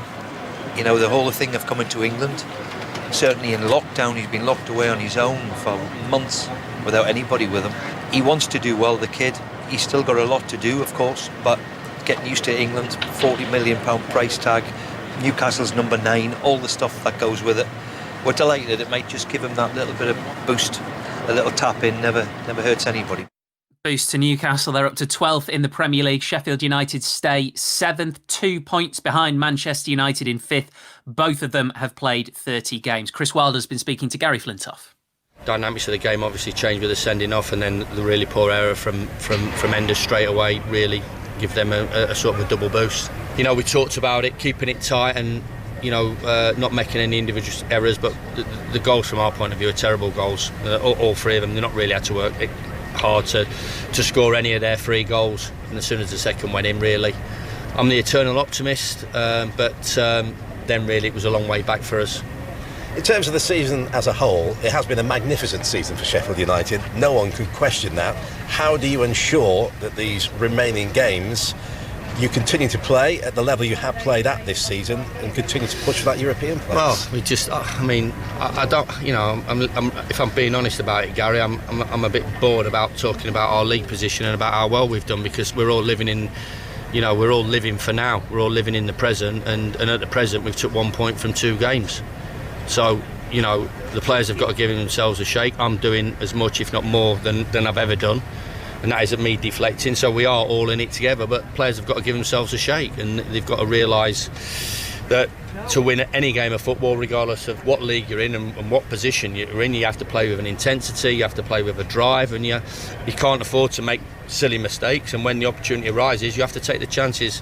And both of those in both boxes, we're not doing that. We're not taking chances, we're not showing the quality that we've got, and we're making really silly errors. So listen, that's a recipe for losing football matches. And what went off in those 7 months is history as far as I'm concerned. Never hides, does he? Sheffield United manager Chris Wilder there already. Lots of interesting stories popping up, which will be good for 6:06 later tonight. It's at 9 o'clock after the Merseyside derby with Robbie Savage and Emma Jones. And Match of the Day 2 tonight as well, BBC One. That's on at 10:30. Already today, Cardiff have beaten Leeds by 2-0. Leeds had the opportunity to move 10 points clear of Fulham in 3rd, but they lost. Marcelo Bielsa said this after the game: everything's still in our hands. It's the same situation that we had before today. The opportunity we had was important. We couldn't take advantage. We've got 8 matches left, and we cannot think that everything is set. Well, you could forgive Liverpool fans for forgiving that everything is set. They're so far clear, of course, at the top of the Premier League table. So we've got full commentary of the Merseyside derby from 7 o'clock. We're going to do something we haven't done before now, which is we're going to join a Zoom chat between fans of both clubs. I've just realised I haven't even turned my video on. There we go. And now I can see everyone. So we should be joined by John Gibbons from the Anfield Wrap and Ross Chanley from Redmen TV. Good afternoon, chaps. Good afternoon. Good afternoon. And spectacularly unbalanced, Matt Jones from the Blue Room podcast. Hello, Matt. Afternoon, Steve. I feel like I'm going to look very much like an Everton midfielder here, very much outnumbered on this call. Very good point. Very good point. Listen, Ross, you are so close, and I know it'll have been frustrating to have to wait, but was there a part of you at some point at least that worried maybe we wouldn't come back? Yeah, definitely in the early stages. I think you kind of put things into perspective of what's important and what isn't, and there was certainly a point within that, whether it's just clubs or opposition fans trying to banter you at one point, but it was bad at one point. You're thinking, this really isn't important to us at this stage. It's getting people's lives and the NHS under control, and then football's a side part to that. But as it went on longer and longer, and things were starting to get back to normal, you kind of think, null and void just didn't seem right for financial reasons or the implications that it would have caused. And then you can start kind of resting them. But it wasn't until it was officially announced that I was able to relax. One of the things I love about being able to do this on a Zoom call is obviously I can see all of you. And Ross has got a spectacular background that we'll ask about in a second. But it sort of occurred to me, John, that all of you now are doing pretty much, apart from being on a Zoom call, probably what you would be doing on a derby day, because we're still, 2.5 hours away from kickoff, aren't we? So at what stage would you be starting to go through your real kind of pre-derby routine? Mate, I'm laughing my head off here. I'd have been in the pub 5 hours ago. Fair enough. I don't know what you're talking about here. We'd have been out for a late breakfast, something to eat, and enjoying our... The best thing about Goodison, I love the Goodison derby, because it's so close to Anfield that it's your normal match day routine. So whether that's head to the city centre or go around the pubs around Anfield, your favourite ones, you be amongst friends and everything. And yeah, I'm gutted that we haven't got that. As I say, I love the Goodison derby. It helps that we've got a really good record there, but generally speaking, it's a great ground, and it's, as I say, so close to where we normally play. You'd be amongst friends, you'd be laughing, joking, talking about past ones gone by, Sadio Mane stoppage times, a bit of Divock Origi chatting, and I am gutted that that I haven't got that today, but we're making our best of it, and we will make the best of it today. Yeah, and it goes without saying, Matt, that you'll be delighted that Liverpool can't win the title today. Small victories at this point in the season, isn't it, from an Everton perspective? I think it wouldn't have been quite as bad as being there to see it and feel what that would have been like on a match day, being an Everton season ticket holder. To have watched that unfold in front of me would have been horrible. So if Arsenal had won on Wednesday and Liverpool had won today, then it wouldn't have been the end of the world. But yeah, I think just sort of to echo what John was saying there, I think it's at this point in the day really where it is 2 hours away from kickoff that you do really miss what's going on. I've been out for a walk around town today, been around where I live, and there's people out enjoying themselves, and you're thinking that, in an alternative universe, this could be a derby day and we could be round by Goodison Park. And I think from an Evertonian point of view, getting on towards 90 minutes before kickoff, maybe a couple of beers in, you're starting to talk yourself into a way in which Everton could win this football match, which obviously, which doesn't happen very often. But no, it's certainly right now sitting here, it's that aspect that you miss the most about it. You can't talk yourself into that then today, no? Well, we're sat here now at half-time in Villa-Chelsea, and Villa are winning 1-0. Brighton sprung a shock yesterday, so these things happen, and I don't think any team really, even Manchester City for half an hour on Wednesday night, took a while to get into the stride. So I feel like every team showed vulnerability since this lockdown started. Everton are massive underdogs. They've got a lot of injuries. They're going to really have to battle and play really well, and Liverpool are going to have an off day, but you never know. Everton have got two really good centre forwards playing for them at the moment, in Dominic Calvert-Lewin and Richarlison. If they have a good game up front, then I think they can cause any defence in the league problems. So they need those lads to fire. But the rest of the team, the other 9 lads on the pitch, are a bit of a worry, I've got to say. You can tell, by the way, that Ross is in TV and that me and Matt and John do radio and podcasts, because me, Matt and John are just we're all just kind of very relaxed backgrounds. Ross, tell us what you've got going on behind you. I'm actually in my kitchen, so I can move the camera. So basically, my washing's there. But you've got like I thought you were in a studio or something there. No, see, you thought I was, but I'm not. No, these are just covers that we have when we do live shows and trips around Europe or whatever else. So as soon as we got put in lockdown, the studio got closed. I got stuck with these in my house. So yeah, that's where I'm at. Some lovely photographs there from bygone eras, and we'll see if Liverpool are celebrating that first league title for 30 years in the coming days, but not today. That said, they can put themselves very close. John, Matt, Ross, thank you very much for the time being. We'll be back with you later. Cheers, guys. Thank you. Nice one. See you, mate. Brilliant. That was great. On the Zoom call there with fans of both clubs, speaking to guys from the Anfield Wrap, Matt Jones from the Blue Room podcast, Ross Chanley from Redmen TV, and John Gibbons, and we'll speak to them a little bit later. Right, there could be a shock brewing in the Premier League as I see Dean Smith going back toward his position. Whether or not he'll be giving Clinton Morrison and Conor McNamara some more evil looks in the second half, we'll find out. If they keep winning, Conor, you might be all right. Absolutely. At the moment, Villa are probably daring to believe that this could be the day they move out of the bottom three. It's been a decent weekend already for Aston Villa. Most of the teams around them have already lost games. Norwich beaten by Southampton on Friday. West Ham lost to Wolves yesterday. Bournemouth lost to Palace last night. Watford drew. So, with Aston Villa leading Chelsea by 1-0, Courtney House's goal just before half-time, a win here could move Aston Villa out of the relegation zone tonight. 3 points would move them above Bournemouth as we get back underway. Above West Ham, they would go above Watford as well. Villa could be going up to 16th, and any Manchester United fans listening in are thinking, hang on a minute, if Chelsea were to drop points here, they'd still be within 2 points of Chelsea in that race for the top four. So huge 45 minutes of football to come here, Clinton. Yeah, you're right, definitely. Man United and Wolves as well. Wolves are in and amongst it as well after a big result against West Ham. So yeah, them two teams will be looking at this game. Yeah, Wolves and Manchester United level on points for the moment, 2 behind Chelsea as the ball goes out of play for a Chelsea corner. Mason Mount winning the corner on the right hand side. It's going to be Willian trotting across to place the ball. Aspilicueta's made his way into the middle. A lot of tall players for Chelsea. Rudiger, Giroud, Alonso, Christensen. Loftus-Cheek is big. Here comes the cross. High, swung into the centre. Villa going to get it away with Grealish. Ooh, he takes his time inside the penalty area, but helped out by Matt Targett. They do clear it away. They haven't left anyone up front, so that's just returning the ball to the Chelsea goalkeeper. Quick reminder of the teams. Horsan Nilan, the Norwegian goalkeeper for Aston Villa. Back four of Konsa, Mings, House, the goal scorer, and Targett. In midfield, Hourihan, Douglas Luiz, John McGinn. Jack Grealish has been on the right wing predominantly.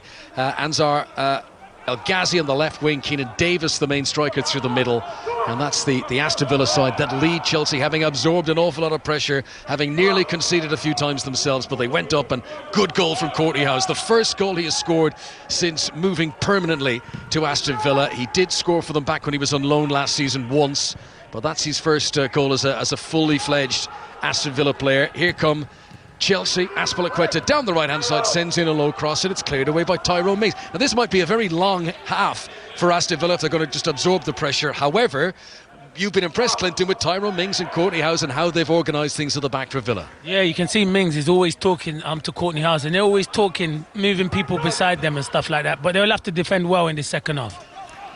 100th game in management for Frank Lampard, not going his way so far.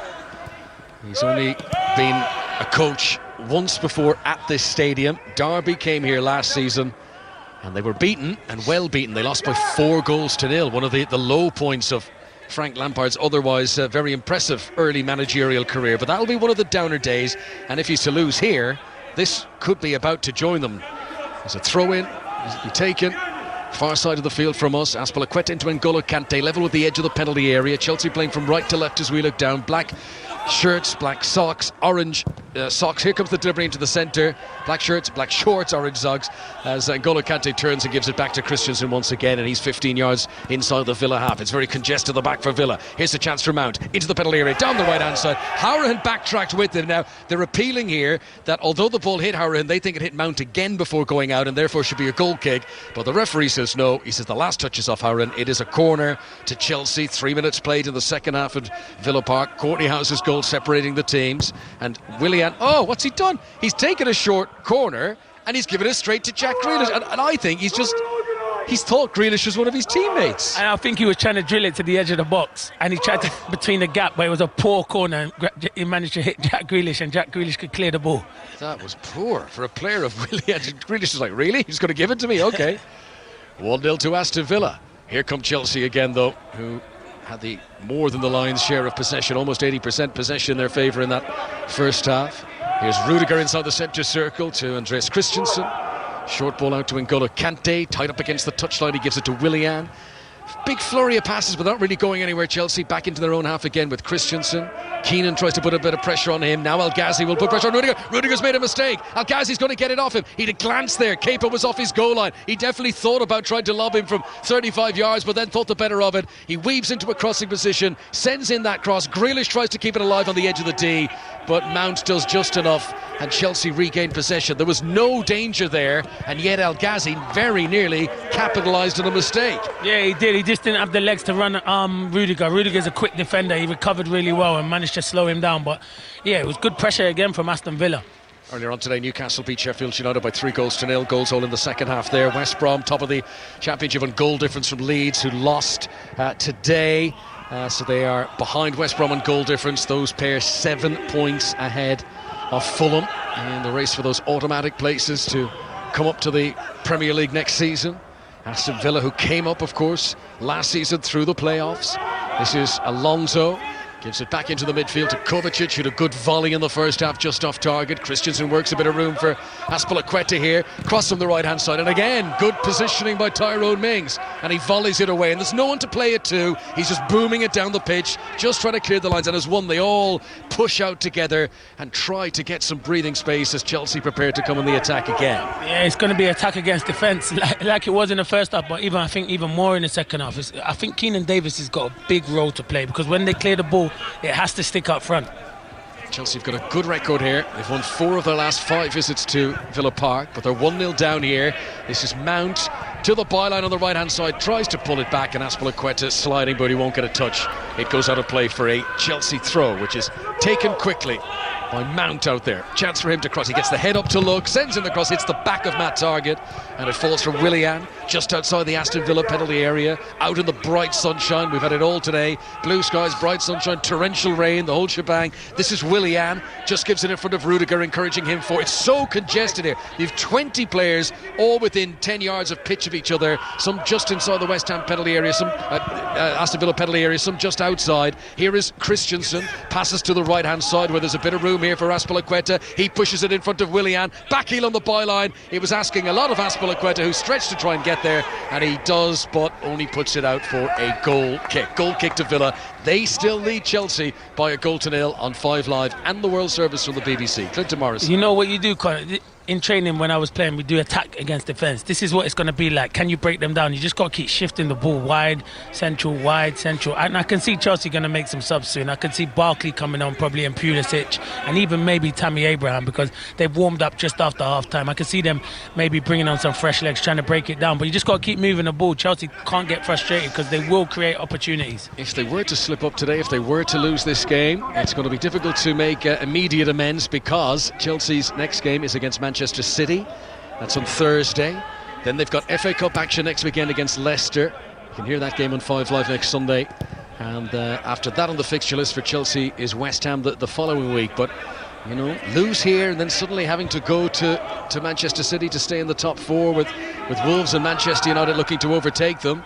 It could be nervous times for Chelsea and for Frank Lampard. As N'Golo Kante plays it out to the right hand side here to Willian. Here comes the cross in, Azpilicueta's header, and he couldn't get it on target. It's just wide. It was a cushioned down header. He tried to sneak it into the near post. It goes wide. Goal kick for Aston Villa, who still lead 1-0. You can see how dominant Chelsea are, because 2 fullbacks is clearly so high. Usually you don't have that. If one fullback goes, you're told to tap round the other fullback, but you can see they're so dominant that both fullbacks are getting into the penalty box when balls are coming into the box as well. So Chelsea are really going for it. Chelsea did win their last game before the shutdown, and they beat Everton. They haven't won back-to-back league games, though, in a long, long time, stretching back to November. Frank Lampard is preparing to make a change here, and he's going to bring on Christian Pulisic, and he's going to come on for his 17th appearance in the Premier League for Chelsea, the former Dortmund player. highlight of his season so far, hat-trick against Burnley in October. But he's only scored 3 other goals for his new club. And Ross Barkley is being prepared to come on as well. And they're getting some final instructions down there from Jody Morris. So double substitution coming for Chelsea. And you can understand that. Almost 10 minutes into the second half, Frank Lampard wants some fresh ideas.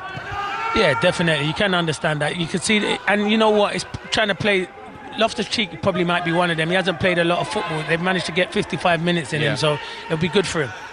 Chelsea come on the attack again. Left-hand side. They're playing from right to left as we look down. Marcus Alonso with Ezri Konsa coming out to try and keep tabs on him.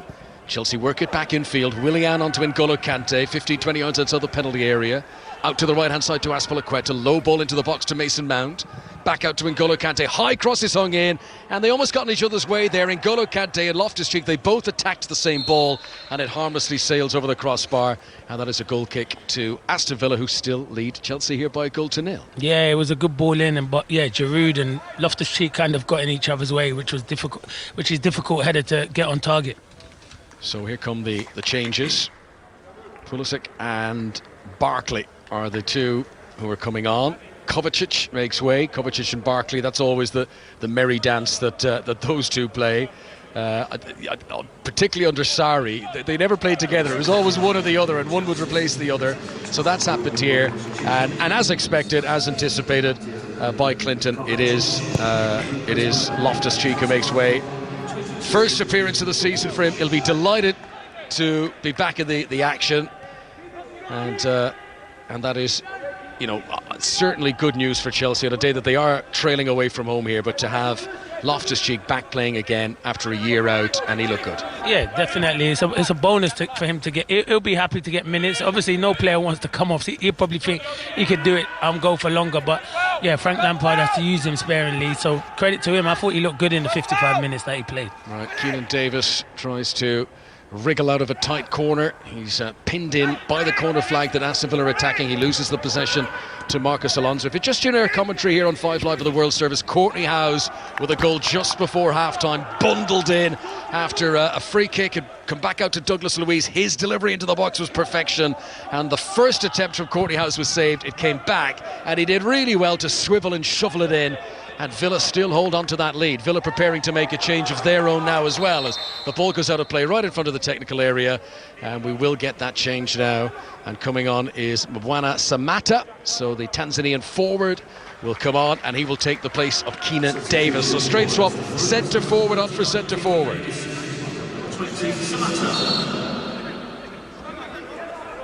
So Samatta, who has got 2 goals so far, January signing from Genk, 2 goals for Villa, 1 in the Premier League against Bournemouth. He also scored in the League Cup final against Manchester City. Can he just give a little bit more presence to the attack that Keenan Davis struggled to in this game so far? We've played 12 minutes of the second half. He needs to do more, Connor, because I think Keenan Davis was very good against Sheffield United. Today it's been difficult for him. He hasn't had the effect that he had in the midweek, which is always going to be difficult. But Samatta came on, and he didn't get involved. He didn't hold the ball up. So Villa need him. It's a big half an hour from him, so he's going to have to do well for his team. Aston Villa 1, Chelsea 0. Merseyside derby coming up on 5 Live with full commentary at 7 o'clock. Everton against Liverpool.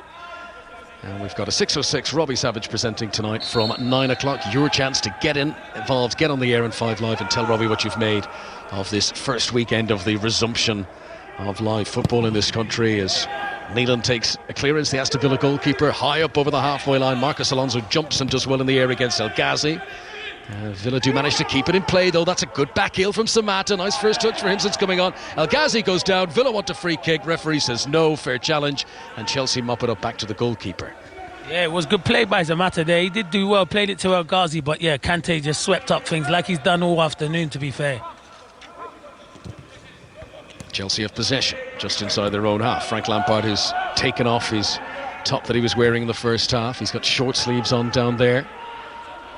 Legend as a player for Chelsea, scorer of many goals, none more so than against Aston Villa. More goals against Villa in his career than any other club, and yet his team are trailing here. As a cross on the right hand side from Azpilicueta is too close to the goalkeeper, and Neelan is able to make a save, and the clock ticks on, and we've almost played an hour now. There's still a long way to go here, but What an opportunity for Aston Villa, leading 1-0 here. They might be on their way out of the relegation zone. Yeah, you can see Chelsea play. He's getting frustrated. Olivier Giroud, he wanted Azpilicueta to pick him out, but I thought it was good play for Azpilicueta. He's been the one fullback that keeps getting forward and getting good balls into the box. How important now is that Hawkeye goal, by the way? I mean, you know, how that could have completely changed everything. Yeah. Chelsea come forward, but it'll run through to the goalkeeper. Yeah, you're spot on. We're talking about the Sheffield United one, aren't you? Yeah, that gave Villa a point and gave them that. Because had they lost that, their confidence might have been low, but they're coming into this game, and if they manage to get the 3 points, 4 points in 2 games against Chelsea and Sheffield United, will be a great return for them.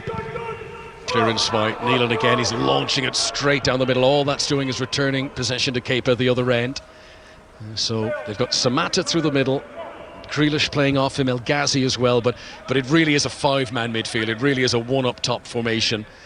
Certainly when the opponents have the ball, Grealish does wander out to the left and El Ghazi does to the right, but as soon as the two of them now drop back into the midfield, as they must do, as Chelsea come forward. Here is N'Golo Kante. They're not getting close to Kante today. He's been able to pick out passes. He sends a cross-field ball, looking for Pulisic. He's inside the penalty area. Out comes Konsa to try and keep tabs on him. Low cross in, looking for Olivier Giroud, and Villa, through sheer weight of numbers, get it away, and it's a throw into Chelsea down the left-hand side. And in amongst a huddle of substitutes warming up, they hustle to get the ball. Thrown back by Marcus Alonso to Rudiger, and to his right-hand side is Christensen, and Chelsea come again in this familiar pattern. Out to Azpilicueta, high cross into the middle, Pulisic and score! Left-footed shot, it came in from Azpilicueta. How many crosses has he delivered today? And that's the one that has found the mark, and it's the substitute, the American Christian Pulisic, who's made it Aston Villa 1, Chelsea 1. Huge goal with implications at both ends of the table. Yeah, it was coming, Connor, you're spot on. And I said it, that man, Azpilicueta, he keeps getting down that side, he keeps delivering good balls in, and it was a good ball into the back post, and Pulisic, the other wingers at the back post, it's a really good finish from Pulisic on the half volley. He hits it into the ground and hits the underside of the bar, but the ball in from Azpilicueta is really good. He must have played that pass 15-20 times today, Azpilicueta. So many occasions he's sent in crosses from the right-hand side. This one, though, picked out Pulisic at the far post, and a celebration for Frank Lampard. Chelsea needed that goal, and suddenly Villa's dreams of moving out of the relegation zone tonight are back on the burner. It's 1-1 at Villa Park. Yeah, it is. It was going to always be difficult because Chelsea were knocking, and Chelsea got some top players. You bring on the likes of Pulisic and Barkley off the bench, and no disrespect to them, but their squad is miles better than Villa, and Villa are doing well at the moment. So, but Villa, they would have probably took a point before, Connor, but there's still a lot of time to go. They just have to regroup and stay solid again. John Terry's just signalled down to the substitutes warming up. Villa are going to make another change. 1-1 here on 5 Live in the World Service from the BBC this Sunday afternoon in the Premier League. Courtney House, who had scored just before half-time, and now Christian Pulisic has made it 1-1. And this is going to be an interesting final half hour now at Villa Park. Behind the closed doors, the voices of the players echoing around the empty halls of Villa Park. And here comes Ross Barkley, the Chelsea substitute, down the left-hand side, number 8 on his back. Plays it infield to Mason Mount. Having come from behind, can Chelsea go and take the lead now? Here is Azpilicueta, left-hand side of the penalty area. Back for Giroud. Great turn. Turns and scores. 2 goals back-to-back. Chelsea have awoken from their slumber, and Olivier Giroud has scored again. He enjoys playing Villa. He has now scored in his last 7 appearances against Aston Villa. He's made it Villa 1, Chelsea 2.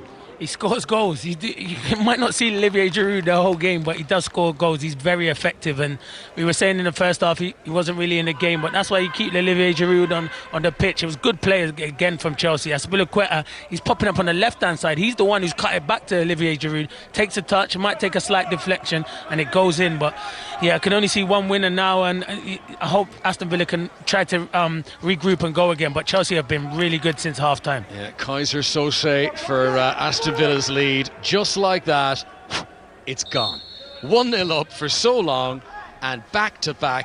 I mean, was there 2 minutes between the goals? I don't even think there was 2 minutes. Yeah, it's so hard. And they say once you concede it, don't concede another one in the next 5 minutes, and they did. But Chelsea have just been dominant. They've been on the front foot since the second half started. So Pulisic and Giroud. Olivier Giroud, who scored regularly against Aston Villa in his Arsenal days. He's now scored against them for Chelsea. Took it well. Little swivel and shot in the penalty area. And it must be demoralising. Villa thinking, here we go, we're moving out of the bottom three, we're beating Chelsea at home, we've done well, we're organised in defence, all the rest of it, and bang, double blow, 2 goals in quick succession. Villa have that familiar sinking feeling of being behind again in the Premier League, as they have done so often this season. Yeah, it's difficult because they've not created a lot of chances, so you just think to yourself, when are we going to get that opportunity again? It's going to be so hard. They have to keep believing though. In 2-1 they're still in this game and they will create a chance, and they just got to put that chance away, but at the same time they've got to keep it nice and solid at the back. 2 minutes between the goals. Pulisic scored in the 60th minute, Giroud scored in the 62nd, and like that it has gone from being 1-0 to Aston Villa to being 2-1 in favour of Chelsea. Willian runs down the right wing, good challenge by Tyrone Mings, ball goes out of play for a throw-in to Chelsea. 25 minutes to play, and there has not been enough evidence that Villa have got, more goals in them. They've not threatened since scoring themselves, as Clinton's been illustrating. Samatta's up top on his own, and the body language at the moment isn't great from these Villa players. It's been a tough, gruelling season. It's the hope that kills you when you're at the bottom of this stage of the campaign. And today, I think, has shown up those narrow margins between staying up and going down, the huge financial implications, but the actual narrow margins on the pitch of how it can happen. Yeah, it's difficult. What you got to realise, this ain't going to define Aston Villa's season. Obviously, they would have liked to have gone on, and maybe the game's not over yet, but if they lose this game, they've got to keep going, because they've got big games that are coming up with teams that are in and around them as well. But I think you have to give credit to Chelsea. Chelsea have been ruthless in the second half. It's Giroud's 7th goal of the season in all competitions. It's his 3rd for Chelsea. He's got 4 for France. He'd actually scored twice as many goals for his country this campaign as he had for his club, but he enjoyed that. Big smile on his face, and he's let the beard grow during the lockdown as Olivier Giroud. He looks like one of those people who survived out in the wilderness for a long time, but he very much enjoyed that. And you speak of that sole striker role which Keenan Davis has played and which Samatta has played. I mean, again, he is the figure point up front, but it's just he was always more likely to get a chance in this game, Olivier Giroud, than the Aston Villa centre forward. Just the sheer weight of numbers of deliveries and crosses and balls played into that penalty area. Sooner rather than later, one of them was going to tell, and that one did, as Pulisic attacks down the left-hand side here, and Konza just holds him off athletically, and ball goes out for an Aston Villa throw, which he throws back to his goalkeeper, Nyland, and they've got to come again. This is Tyrone Mings. Yeah, Villa have to believe. They have to keep believing that they will get an opportunity. I've said that many a times. They will create a chance, but it's so difficult. What does Dean Smith do? Does he put an extra attacker up besides Samatta and try and go for it, or does he sit back and keep letting Chelsea dominate? So he's going to have to make some big decisions in the next 5 or 10 minutes. Yeah, substitutes, I think, have helped Chelsea. Ross Barkley was involved in the build-up to the goals, and Frank Lampard, who had just brought on those fresh players, with Pulisic scoring the first one, with Barkley involved in setting up the second one. And again, we spoke about it before the game, such talent available on that Chelsea bench, but Lampard's done well to utilise it and to make it count. Yeah, definitely. Brings on Pulisic, who's been injured before we had the lockdown, and look at the difference he makes. Barkley comes on. There's so much talent on that bench. Most expensive US player of all time, Christian Pulisic, and that is a 7th goal for Chelsea for him, 6th in the Premier League. And a man who was somewhat overshadowed by Jadon Sancho at Dortmund last season. He's taken a while to get going, but there certainly are enough glimmers of encouragement to suggest that he's going to be an important player for Chelsea in the coming years. Free kick to Aston Villa here. Now, that their goal came from a set piece. Let's see if they can produce something here. Hourihane stands in the sunshine, hands in his hips.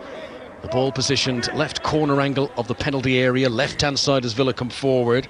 Trezeguet has been prepared to come on for Villa. Looks like he's going to be the next change, but it won't be until after this set piece. Jack Grealish has come across to Hourihane to offer a right-footed option, so it could be an in-swinger from Grealish, it could be an out-swinger from Hourihane. It is Hourihane, and it's played in and headed up over the top by Courtney House. He was nearly in again. It's a great chance. It's an absolute great chance for them. It's a good ball in, and it's a free header from Courtney House.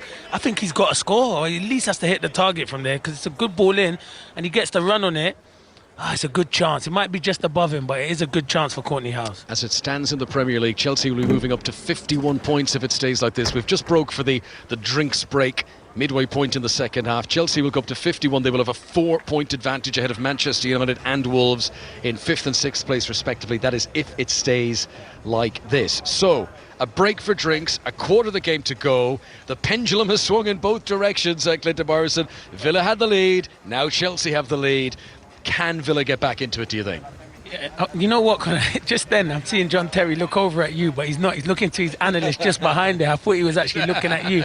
They can get back into it. They most definitely can get back into it. They just have to keep believing. At 2-1, they will, as I said earlier on, they will get opportunities in this game, and if they can be a bit more ruthless and create a bit more chances. I just feel Jack playing out on that left, he's kind of isolated. I'd want to see Jack Grealish in the middle and stuff where he can create a lot of chances. I just want him to get on the ball more because he's their best player, Villa's main man this season. You want to see Jack involved in the game a bit more. All right, Villa have made a change, double change. Now, hang on, this is tricky because of the drinks break. It's difficult to see. I think it might be. This is why we've got you, Clinton. It's Conor Horahan's gone off, and I think El Ghazi's gone off, and Trezeguet and Marvellous Nakamba's come on. This is where I like having you here. Marvellous Clinton Morrison helping me out. So Trezeguet and Nakamba coming on for Aston Villa. Right. Yeah. Let's get some of your comments on social media. Dave's been in touch with 5 Live. He said, I was literally just thinking, why have we not put Pulisic on earlier? What a turnaround. He's referring to Chelsea's first goal of this game scored by substitute Christian Pulisic. Joseph said, told you the Blues were going to come back.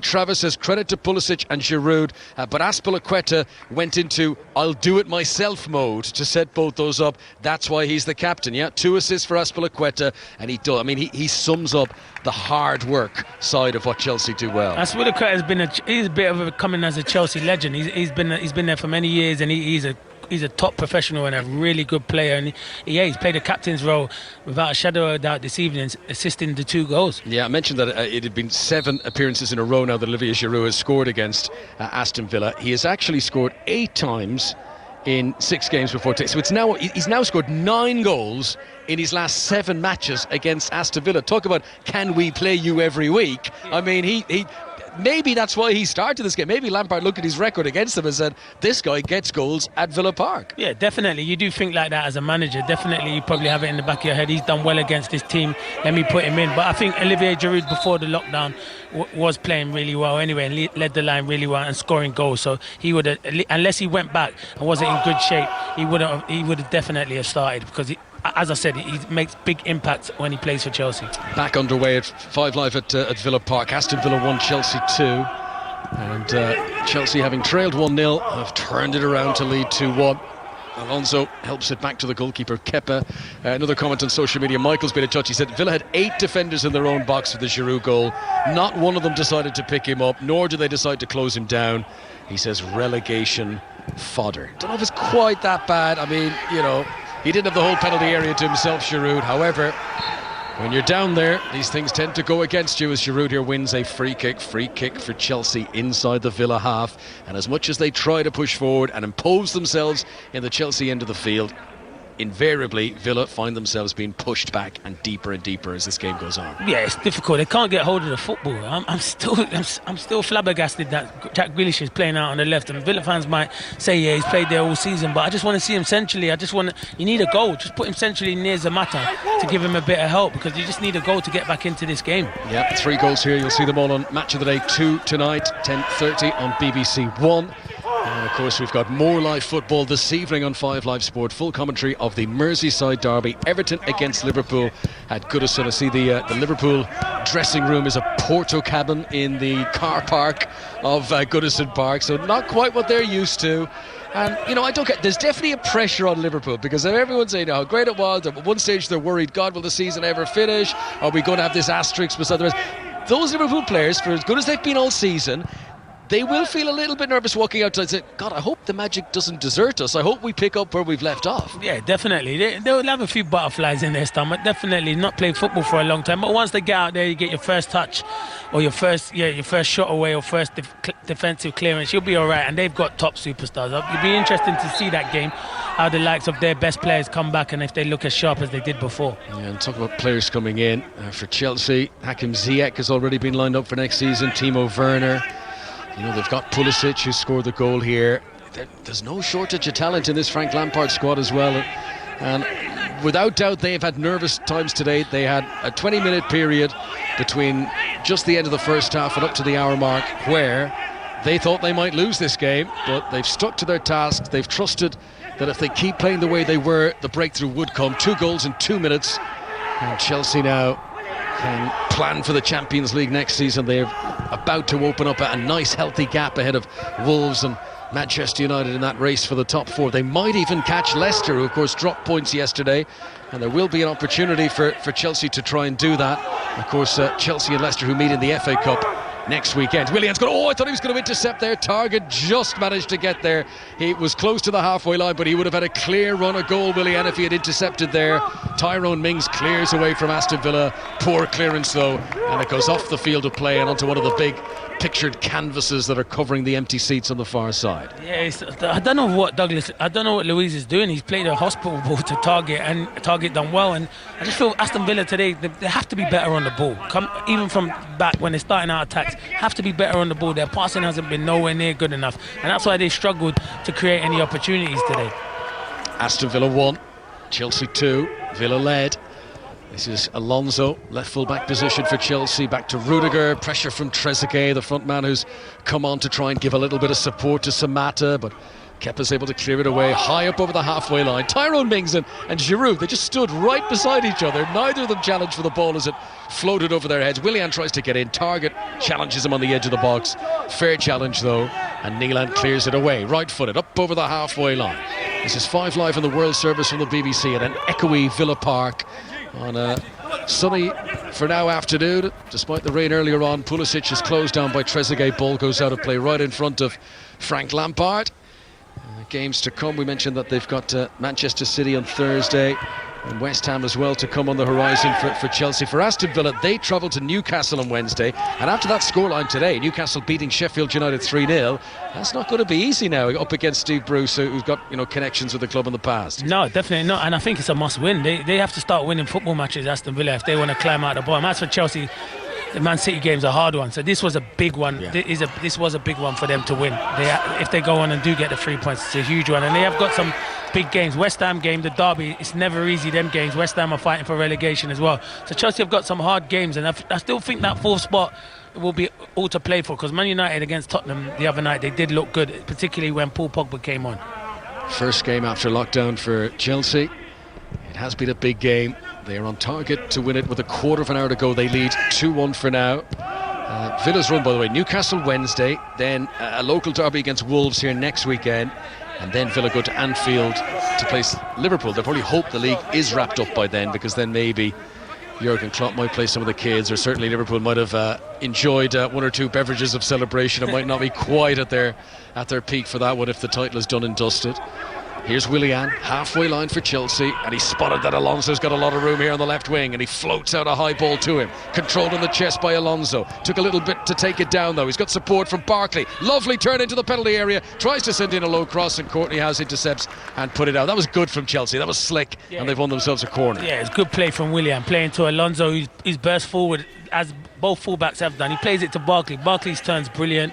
He sent Douglas Luiz out of the stadium, and then he tries to pick out Olivier Giroud, but it was good defending from Aston Villa.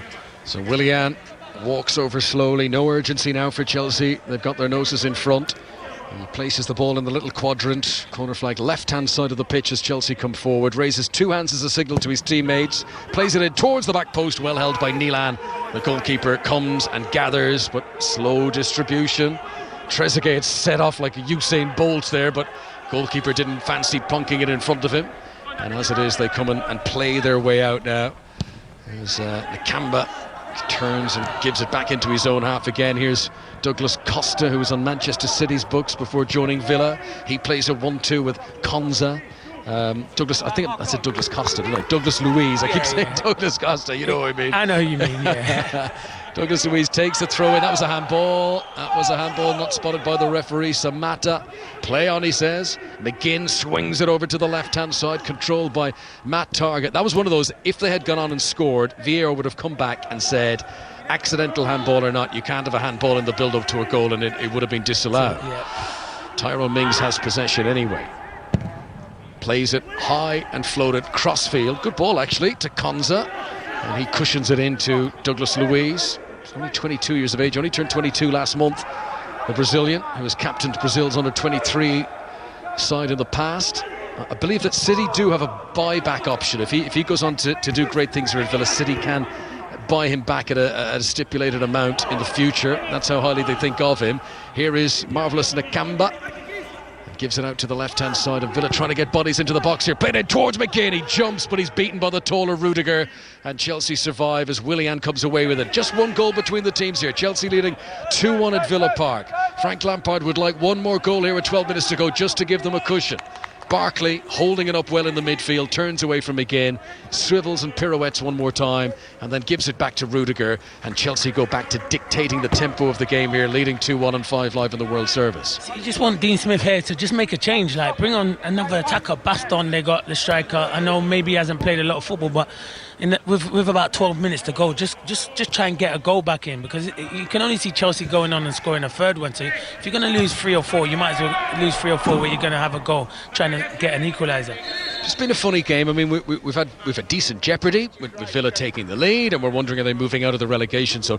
There's not been many shots on target in the game. I mean, and for all their possession, for Chelsea, they've not tested the goalkeeper that much. No, definitely. There's not been a lot of chances. There's been a lot of possession from Chelsea, but they haven't really created any clear-cut chances. But when they have got the chances, they've been ruthless in front of goal. Yeah, okay, change up top for Chelsea. Tammy Abraham is going to come on in place of Olivier Giroud. And there's a little fist bump, elbow bump between Frank Lampard and Olivier Giroud. A goal for the Frenchman.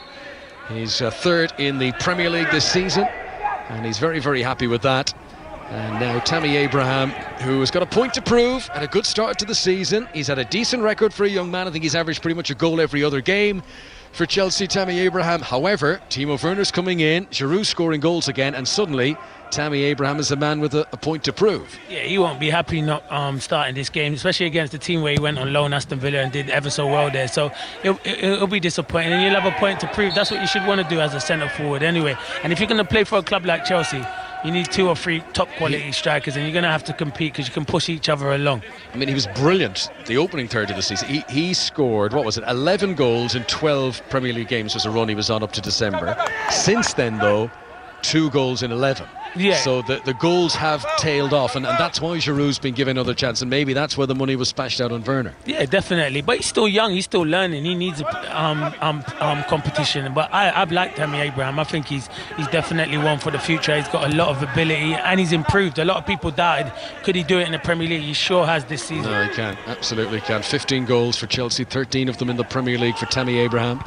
As Matt Targett jumps, but his header comes down for Azpilicueta, who for once doesn't control it well. Grealish is pushed to the ground by N'Golo Kante, and that's the sort of nasty side of Chelsea. You know, they've got their flair players and they can do the pretty stuff, but Grealish might have had a chance to break towards the penalty area there, and N'Golo Kante said, no, you're not doing that, and he shut him down. That's what he does. He puts out fires. N'Golo Kante.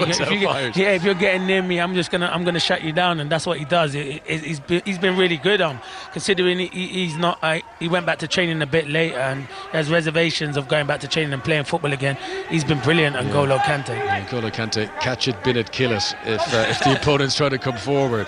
Right, here is free kick. Douglas Luiz takes for Villa into the penalty area. Can they get an equaliser here with 8 and a bit minutes to go of normal time at Villa Park? Pulisic plays it forward. Villa have committed a lot of players forward for the free kick, and now they got to get back, because here comes N'Golo Kante over the halfway line. He's plenty of teammates with him. He dithers a little bit, tries to play it forward. Tammy Abraham with a good touch. This is Barkley, right-footed cross, takes a deflection off target, and Chelsea get themselves a corner on the right-hand side. And Chelsea really motoring now. The fresh legs that have come on, the quality on their bench, and they're still playing some very good stuff. And Connor, who was the guy who was breaking forward, and he's the holding midfielder, N'Golo Kante. He has some energy. I'm watching him all afternoon here and all evening, and he's been sensational. He covers every blade of grass. He's brilliant. Yeah, I wonder what the team talk afterwards will be like for Villa and for Dean Smith if they do lose this 2-1. I mean, they've done well for long periods. They're up against a quality opponent here who's played well. How?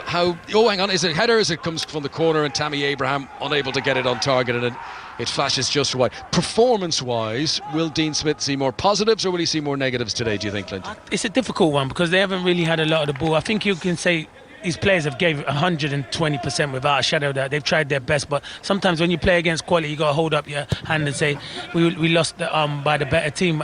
But they have definitely given it a good go. They haven't had a lot of quality in the final third, and I think that's where they've struggled. There's an hour or so to go until the Merseyside derby. We'll be getting the team news shortly from John Murray. Here is Pulisic, who weaves into an attacking position just outside the penalty area, gets it away from Douglas Luiz. Willian hits it with lots of power, and it took a deflection on the way through. It goes off target and it goes out for a corner to Chelsea, who were looking for the third goal here to just put this game to bed. Connor, we're in the 83rd minute. Chelsea are winning 2-1. Williams got the ball on the edge of the box. Azpilicueta, at his age, is running around on the outside, and he wants it slid in, and he's having a moan about not getting slid in. He's been brilliant. He's been excellent as well, the captain, this evening. Yeah, Azpilicueta providing the assist for both Chelsea goals here at Villa Park. We've got just over 6 minutes of normal time to play. If you're just joining us on 5 Live, Courtney House did give Villa the lead earlier on. Here comes a good corner played in by Willian. It's headed back out towards him. Grealish can't get there first. Willian to Mason Mount, tried the little reverse pass for Barkley, and it's been deflected off target and out for another corner. Willian gets another chance to cross it from the left-hand side as Villa finding themselves pinned back into their own penalty area and trailing 2-1 at home, and having drawn against Sheffield United and being quite fortunate to do so with that controversial Hawkeye goal that wasn't. And then now staring a defeat in the face. Here is Willian's ball out towards Pulisic on the edge of the penalty area, and his first touch let him down, and by the time he could have a shot with his second, Trezeguet had closed him down, and that shot deflects out for another corner to Chelsea, third in succession on this left-hand side. Frank Lampard won't mind this at all. The clock is running down. Chelsea have possession in attack, and they are heading towards increasing their lead inside the top 4. And the Champions League place that comes with that. This is Pulisic, edge of the penalty area, turns and shoots, and Douglas Luiz does well to come out and block it.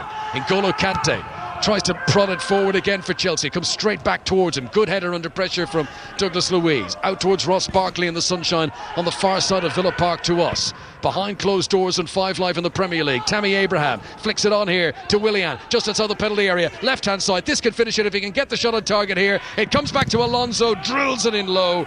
Blocked away though by Courtney House, and Chelsea will hold on to possession, but they are back to the halfway line. So with this game almost over at Villa Park, all eyes will be turning to Goodison. It's the Merseyside derby. The teams are in. Here comes Alonso attacking down the left-hand side, pulls it back looking for Abraham. Villa can't get it away cleanly. Willian tries to pump it in. Alonso gets a touch. It's very scrappy, and eventually the ball clears, and John Murray's got the teams of Everton against Liverpool. Well, Everton are resuming with a number of injuries, which means the 19-year-old Liverpudlian Anthony Gordon is given his first start for the club in the derby match. Iwobi's in the team as well.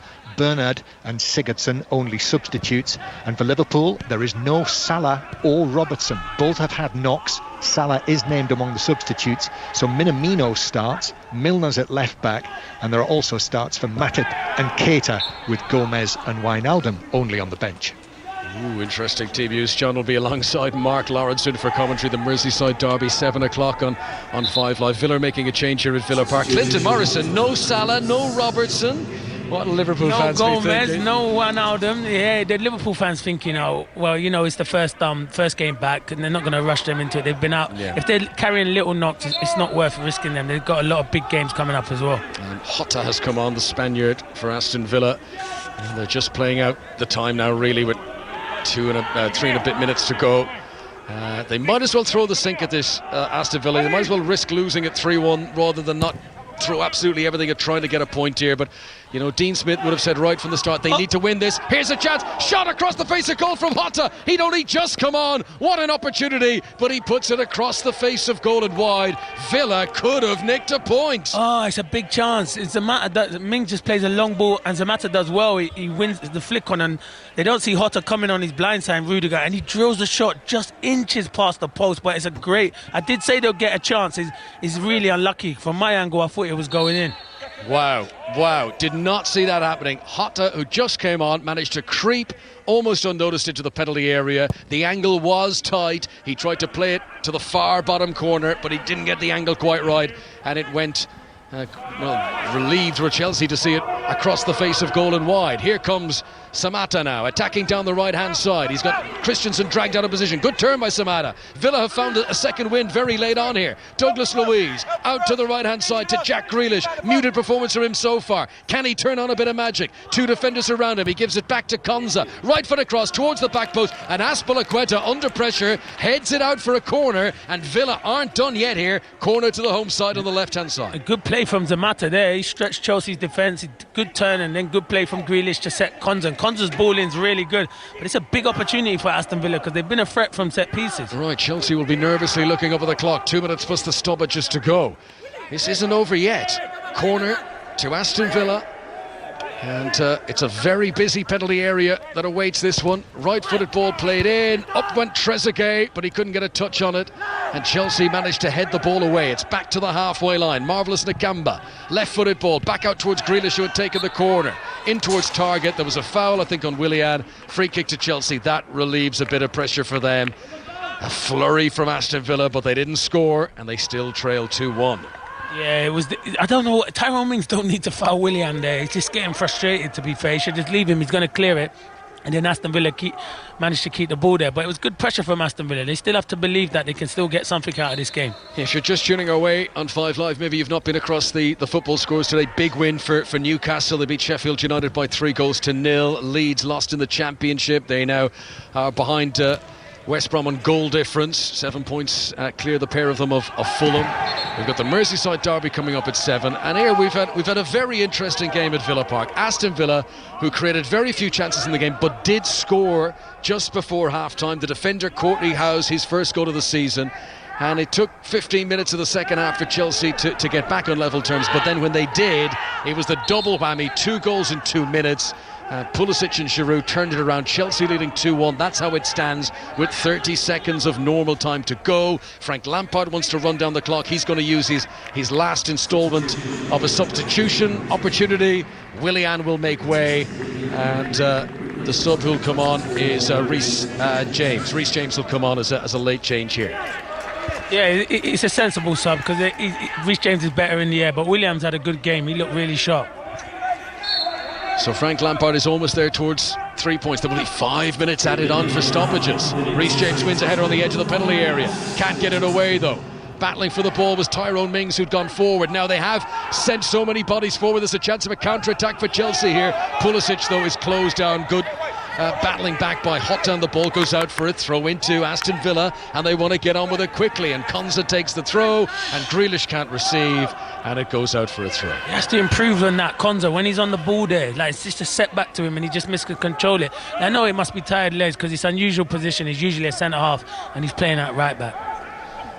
No shortage of commitment from Villa, but they've been just marginally second best today. There was moments, and it must be agonising to be a Villa fan watching this game, because at 1-0 up, Chelsea misfiring in front of goal, and they must have been thinking, wow, not only are we going to win here, we're going to move out of the relegation zone today. But it doesn't look set to be on an afternoon when Chelsea took a while to get going but are now motoring well, and things do bode well for the remainder of the season, with a healthy advantage now being opened up ahead of Manchester United and Wolves if it does stay like this for the closing minutes here. We're in stoppage time at Villa Park. Hotta, bad challenge on Alonso, and the frustration spill over, and a free kick to Chelsea. They'll take their time over this, and we're almost done.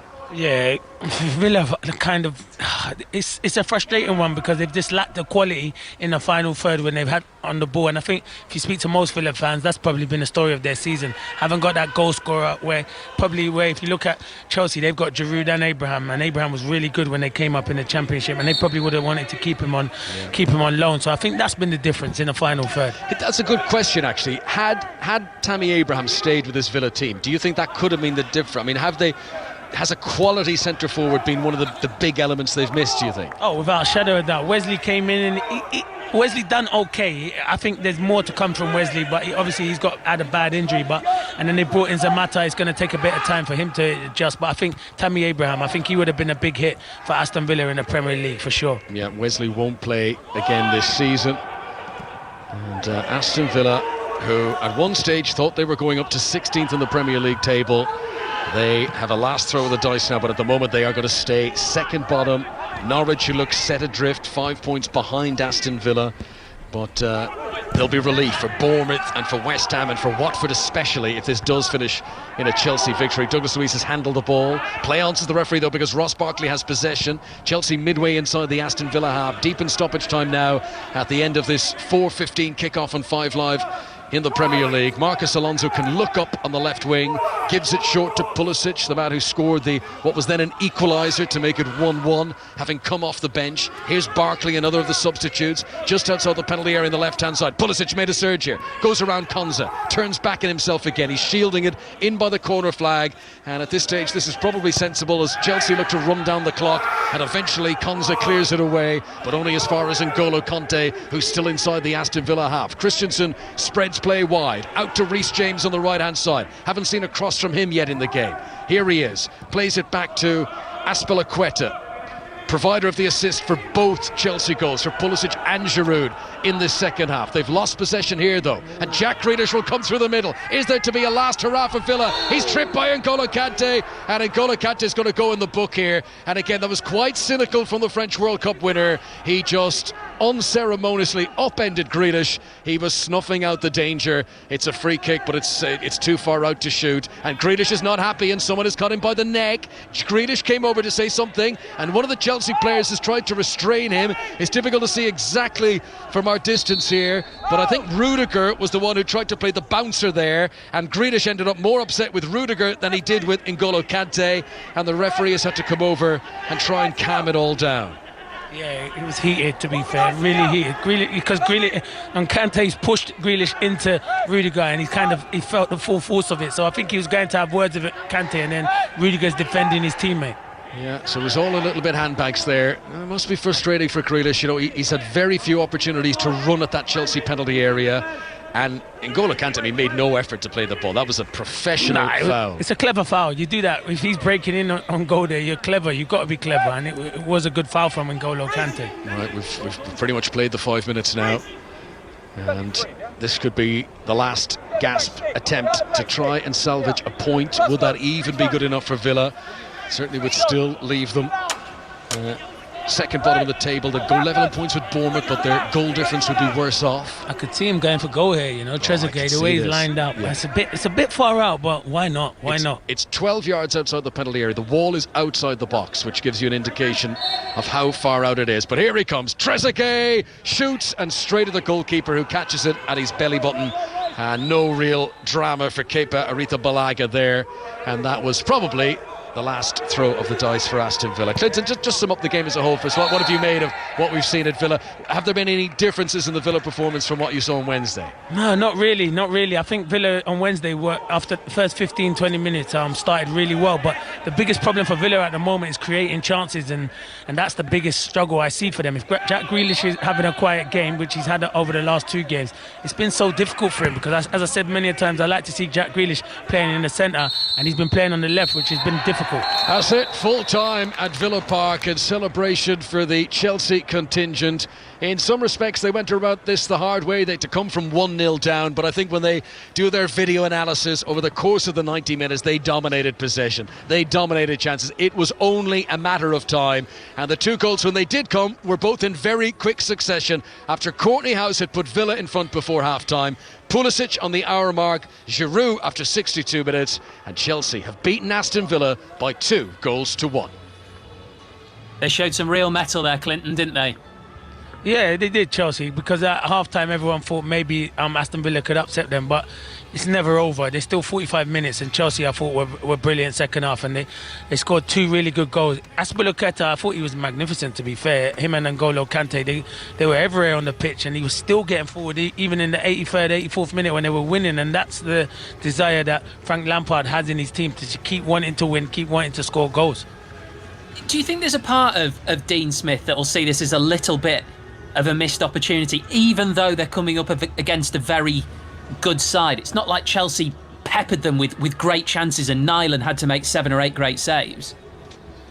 Yeah, I know. Yeah, you could literally say you could say that. Yeah, you could say it's a missed opportunity because you go 1-0 up, but you got to realise through the 90 minutes of the game, Chelsea were by far the better team. They were dominant in possession without creating any clear-cut chances. And then in the second half, it's so hard for Aston Villa where you're not getting on the ball, and for the defenders, and you're clearing the ball and it's coming straight back. So it's difficult. It's difficult for Aston Villa's defenders. And the 2 times they switched off, it's the 2 times they conceded a goal. Other than that, I thought Aston Villa defended really well, but Dean Smith will want more in the final third, because if Aston Villa are going to get out of the relegation trouble that they're in, they need to create more chances and score more goals.